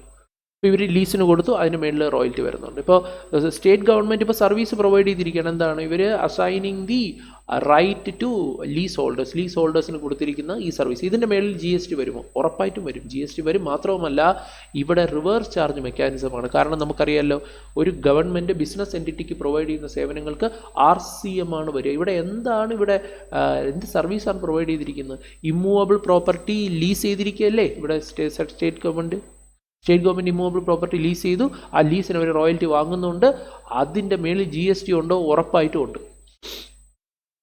ആ പോയിന്റ് അല്ല ഇവിടെ പറഞ്ഞിരിക്കുന്നത്. അപ്പോൾ ഇവിടെ എന്താണ് പറഞ്ഞിരിക്കുന്നതെന്ന് വെച്ചാൽ, ഭൂമിക്കടിയിൽ ഇത്ര മിനറൽ ഉണ്ട് എന്നുള്ളത് ഒരു ധാരണ മാത്രമാണ്. വൺസ് ഇത് എക്സ്ട്രാക്ട് ചെയ്ത് എടുക്കുമ്പോഴാണ്, നമ്മളിത് മൈനിങ് കഴിഞ്ഞ് സാധനം പുറത്തോട്ട് എടുക്കുമ്പോഴേ എത്ര ക്വാണ്ടിറ്റി കൃത്യമായിട്ടുള്ളൂ എന്നുള്ളത് മനസ്സിലാവുള്ളൂ. ചിലപ്പോൾ ഈ ലീസ് ഹോൾഡേഴ്സിന് ലോട്ടറി അടിക്കും. കാരണം ഇവർ സർക്കാരുമായിട്ട് ഏർപ്പെട്ടിരിക്കുന്ന കരാർ അനുസരിച്ച് 1 lakh ക്വാണ്ടിറ്റി വരുള്ളൂ, 1 lakh ടണ്ണ് വരുമെന്നായിരിക്കും ഒരു കരാർ. പക്ഷേ ഇത് മൈൻ ചെയ്ത് പോയപ്പോഴാണ് മനസ്സിലാവുന്നത് 2 lakh 3 lakh 4 lakh 5 lakh എന്തുണ്ട് ഇതിനകത്ത് വരുന്നുണ്ട്. അപ്പോൾ പ്രശ്നം എന്താണെന്ന് വെച്ച് കഴിഞ്ഞാൽ, ഇവർ വലിയ ലാഭമാണ് ഇതിൽ നിന്ന് ഇവർ ഉണ്ടാക്കാൻ പോകുന്നത്. പക്ഷേ അപ്പോൾ അവിടെ സർക്കാരിന് നഷ്ടം ഉണ്ടാവുകയാണ്. സർക്കാർ പറഞ്ഞിരിക്കുന്ന റോയൽറ്റി അപ്പോൾ ഒരുപാട് കുറഞ്ഞു പോയി. അപ്പോൾ ഈ കാര്യം സർക്കാരിന് നന്നായിട്ട് അറിയാം. അപ്പോൾ സർക്കാർ ആദ്യമേ ഒരു റോയൽറ്റി ഫിക്സ് ചെയ്തിട്ടുണ്ട്. അതിനുശേഷം ഇവരൊരു സെപ്പറേറ്റ് ഒരു കരാർ വയ്ക്കും. എന്നിട്ട് പറയും, വൺസ് നിങ്ങൾ ഈ പറയുന്ന മൈനിങ് സ്റ്റാർട്ട് ചെയ്ത് കഴിഞ്ഞാൽ വി വിൽ അപ്പോയിൻറ്റ് ERCC എന്ന് പറയുന്ന ഒരാളെ നമ്മൾ അപ്പോയിൻറ്റ് ചെയ്യുമെന്ന് ഗവൺമെൻറ് ആരോട് പറയും? ഈ മൈൻ ഹോൾഡേഴ്സിനോട് പറയും, അല്ലെങ്കിൽ ലീസ് ഹോൾഡേഴ്സിനോട് പറയും. ERCCയുടെ ഫുൾ ഫോം എന്താണ്? Excess royalty collection contract. അതൊരു ഇൻഡിവിജ്വൽ ആകാം, കമ്പനി ആകാം, ഫേം ആകാം, എന്ത് വേണമെങ്കിലും ആകാം. എന്നിട്ട് ERCC എന്നിട്ട് ഇവർ എന്ത് ചെയ്യുമെന്ന് വെച്ച് കഴിഞ്ഞാൽ, ഇവർ പരസ്യം കൊടുക്കും. ERCC ആവശ്യമുണ്ട്, താല്പര്യമുള്ളവർക്ക് കോൺടാക്ട് ചെയ്യാമെന്ന് പറഞ്ഞിട്ട്. അപ്പോൾ ഇപ്പം ഞാനാണ് ERCC, ഞാൻ പോയി ഗവൺമെൻറ്റിനോട് പറയണം എനിക്ക് ERCC ആകാൻ താല്പര്യമുണ്ട്. അപ്പോൾ ഗവൺമെൻറ് എന്നോട് പറയണം ശരി, അപ്പോൾ നിന്നെ ഞാൻ ERCC ആയിട്ട് അപ്പോയിൻറ്റ് ചെയ്യുന്നു. സോ ഈ ഗവൺമെൻറ് എന്നെ ERCC ആയിട്ട് അപ്പോയിൻറ്റ് ചെയ്തു. ഇനി ഞാൻ ചെയ്യുന്ന ജോലി എന്താണ്? ഞാൻ ആ മൈൻ ഹോൾഡേഴ്സിൻ്റെ അടുത്ത് പോകണം, ലീസ് ഹോൾഡേഴ്സിനോട് അടുത്ത് പോകണം. അവരുടെ കണക്കുകൾ പരിശോധിക്കണം, അവർ എത്ര ക്വാണ്ടിറ്റി പ്രൊഡ്യൂസ് ചെയ്യുന്നുണ്ട് എന്നുള്ളത് പരിശോധിക്കണം. ഇത് ഞാൻ ആർക്ക് വേണ്ടിയിട്ടാണ് പരിശോധിക്കുന്നത്? സ്റ്റേറ്റ് ഗവൺമെൻറ്റിന് വേണ്ടി. സ്റ്റേറ്റ് ഗവൺമെൻറ് പറഞ്ഞിട്ടാണ് ഞാനിത് എന്ത് ചെയ്യുന്നത്, പരിശോധിക്കുന്നത്. മനസ്സിലാവുന്നുണ്ടോ? സോ ഞാനതവിടെ പരിശോധിച്ച് അവർ സർക്കാരിനോട് ആദ്യം ഒരു ഇനീഷ്യൽ കരാറുണ്ടല്ലോ, ഇത്ര ക്വാണ്ടിറ്റി ആയിരിക്കും നമ്മൾ ഉൽപ്പാദിപ്പിക്കുക എന്ന്.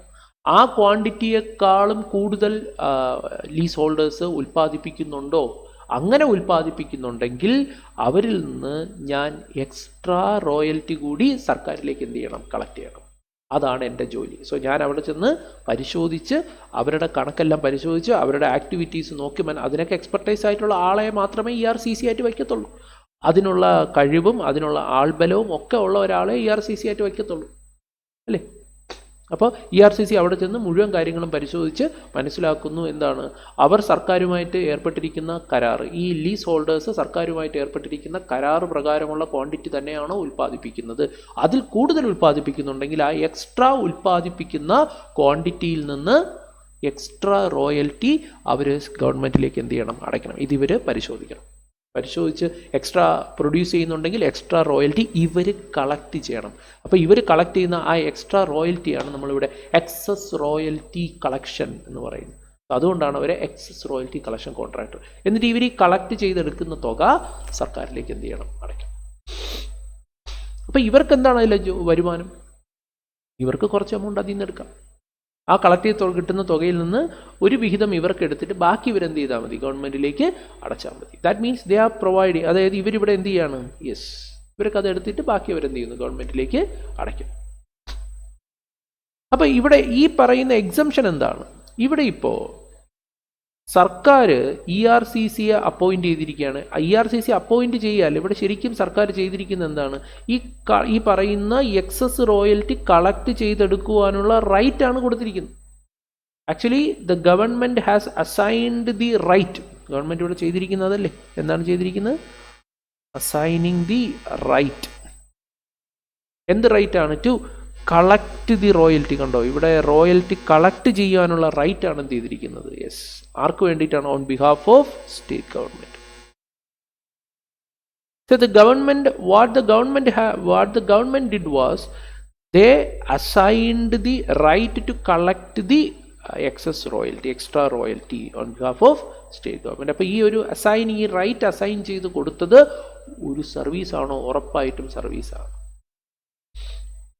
ഗവൺമെൻറ് പ്രൊവൈഡ് ചെയ്തിരിക്കുന്ന എന്താണ്, സർവീസാണ്. ആ പ്രൊവൈഡ് ചെയ്ത സർവീസിന് പ്രതിഫലമായിട്ടാണ് ഇവരെന്ത് ചെയ്യുന്നത്, അങ്ങോട്ട് റോയൽറ്റി കളക്ട് ചെയ്ത് പൈസ അങ്ങോട്ട് അടച്ചു കൊടുക്കുന്നത്. സോ ഈ പ്രൊവൈഡ് ചെയ്ത സർവീസ് ടാക്സബിൾ ആണോ എക്സംപ്റ്റഡ് ആണോ എന്ന് ചോദിച്ചാൽ അത് എക്സംപ്റ്റഡ് ആണ്. പക്ഷെ ഇവിടെ ഗവൺമെൻറ് ലീസ് ഹോൾഡേഴ്സിന് പ്രൊവൈഡ് ചെയ്ത സർവീസ് ടാക്സബിൾ ആണ്. അതിന് ലീസ് ഹോൾഡേഴ്സ് ടാക്സ് അടയ്ക്കണം. റിവേഴ്സ് ചാർജ് മെക്കാനിസം ആപ്ലിക്കബിൾ ആവും. ഗവൺമെൻറ് ERCCക്ക് ഇത് അസൈൻ ചെയ്ത് കൊടുത്തിരിക്കുകയാണ് ഇത് പരിശോധിക്കാൻ. അത് എന്താണ്, എക്സംപ്റ്റഡ് ആയിട്ടുള്ള സർവീസ് ആയിട്ടാണ് കണക്കാക്കുക. മനസ്സിലാവുന്നുണ്ടോ? യെസ്. ഇനി വേറൊരു വിഷയം, അവിടെ ഒരു കാര്യം പറയുന്നുണ്ട്. അതായത് പക്ഷേ ഇതിനകത്ത് ഒരു കണ്ടീഷനുണ്ട്. At the end of the contract period ERCCക്ക് ഒരു കാലാവധിയുണ്ട്. ആ കാലാവധി കഴിയുന്ന സമയത്ത് ERCC എന്ത് ചെയ്യണം? Shall submit an account to the state government. ഒരു കണക്ക് തയ്യാറാക്കി സ്റ്റേറ്റ് ഗവൺമെൻറ്റിന് കൊടുക്കണം എന്ന് മാത്രമല്ല, ആൻഡ് സർട്ടിഫൈ ദാറ്റ്. ആ കണക്ക് കൊടുക്കുക മാത്രമല്ല, ഒരു സർട്ടിഫിക്കറ്റ് കൂടി കൊടുക്കണം. എന്താണ്?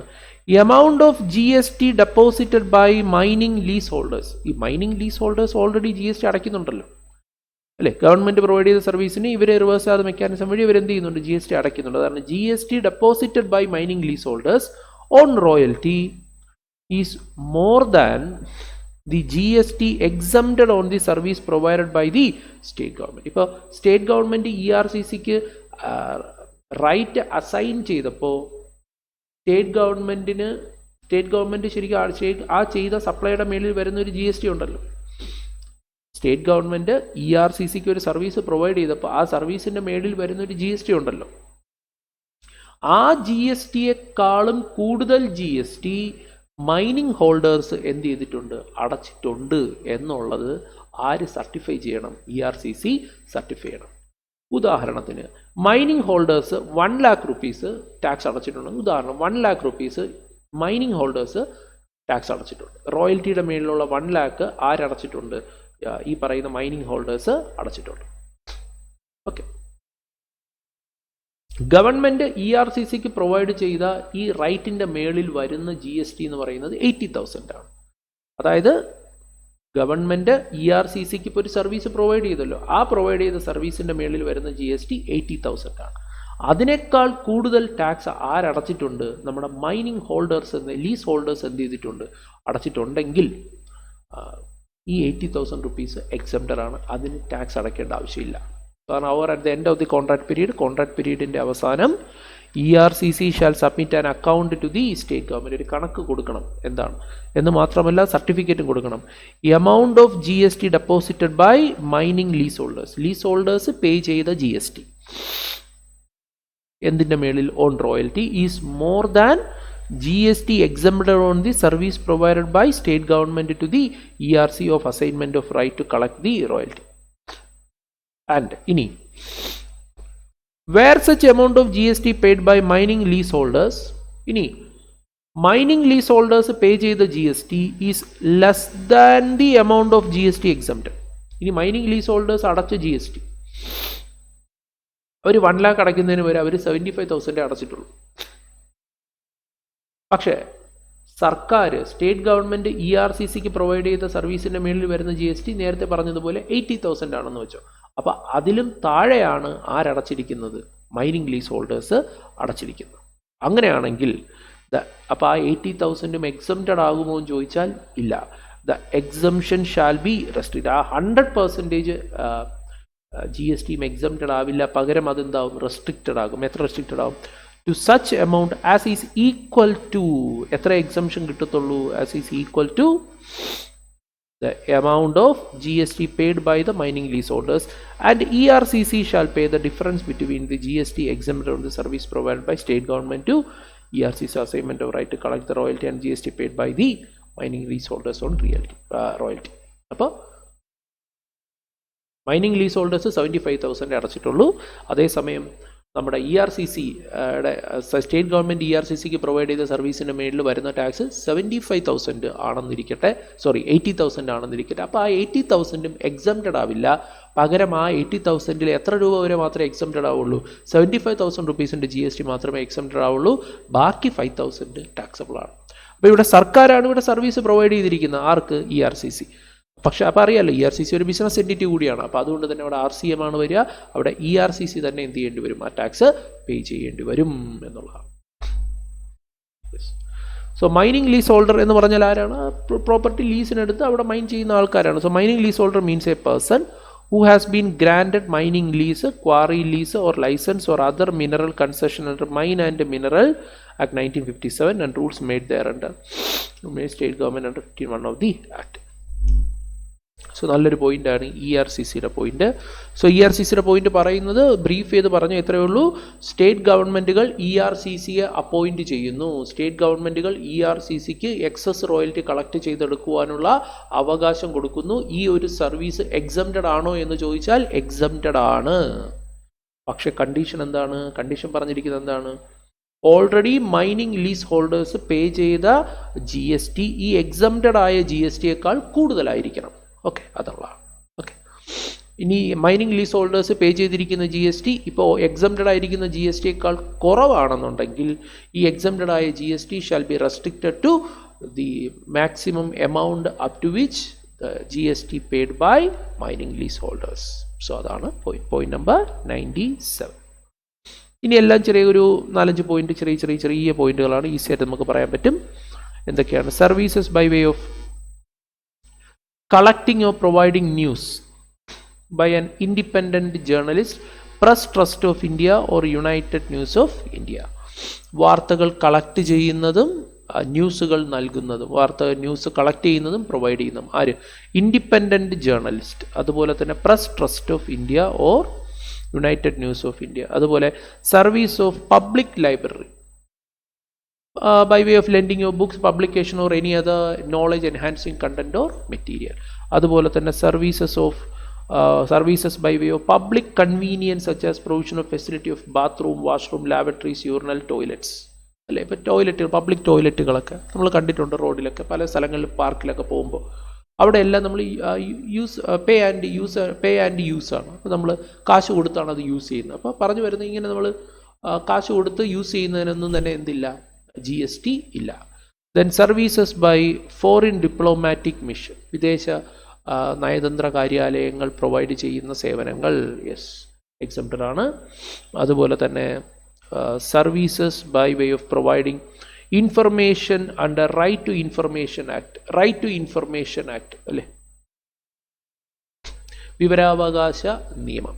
സോ വിവരാവകാശ നിയമപ്രകാരം നമുക്ക് സർക്കാർ നമുക്ക് വിവരങ്ങൾ നൽകുന്നുണ്ട്. ഇതെല്ലാം തന്നെ പൂർണ്ണമായും നമ്മളൊരു ഫീസ് അടയ്ക്കും, ഇത്ര രൂപ മിനിമം ഫീസ് അടച്ചാൽ മാത്രമേ പല സർക്കാർ കാര്യങ്ങളെ പറ്റിയിട്ടുള്ള വിവരം നമുക്ക് ലഭിക്കുകയുള്ളൂ. അപ്പോൾ സർക്കാരിൻ്റെ പല കാര്യങ്ങളും നമുക്ക് അറിയണമെങ്കിൽ വിവരാവകാശം, നമുക്ക് അതിനുള്ള അവകാശമുണ്ട്. ആ അവകാശമാണ് ഈ റൈറ്റ് ടു ഇൻഫർമേഷൻ ആക്ട്. നമ്മളൊരു പേയ്മെൻറ്റ് കൊടുത്തിട്ടുണ്ടെങ്കിൽ ആ വിവരം നമുക്ക് ലഭിക്കും. ബട്ട് അതൊരു എക്സംപ്റ്റഡ് ആയിട്ടുള്ള സർവീസാണ്. സോ ഇത്രയുമാണ് എക്സംപ്റ്റഡ് ആയിട്ടുള്ള സർക്കാർ സംവിധാനങ്ങൾ. സോ എന്ത് തന്നെ ആയിരുന്നാലും ഈ പോയിന്റ് നിങ്ങൾ പഠിച്ചിരിക്കണം. വളരെ വളരെ വളരെ ഇമ്പോർട്ടൻ്റ് ആയിട്ടുള്ള പോയിന്റുകളാണ് ഇതിനകത്ത് ഉള്ളത്. സോ ഇനി നമുക്ക് പഠിക്കാനുള്ളത് സർവീസ് പ്രൊവൈഡഡ് ടു ഗവൺമെൻറ്. സർക്കാരിന് നമ്മൾ അങ്ങോട്ട് പ്രൊവൈഡ് ചെയ്യുന്ന പല സേവനങ്ങളും ഇതേപോലെ തന്നെ എക്സംപ്റ്റഡ് ആണ്. ഏതൊക്കെയാണെന്ന് നമുക്ക് നോക്കാം.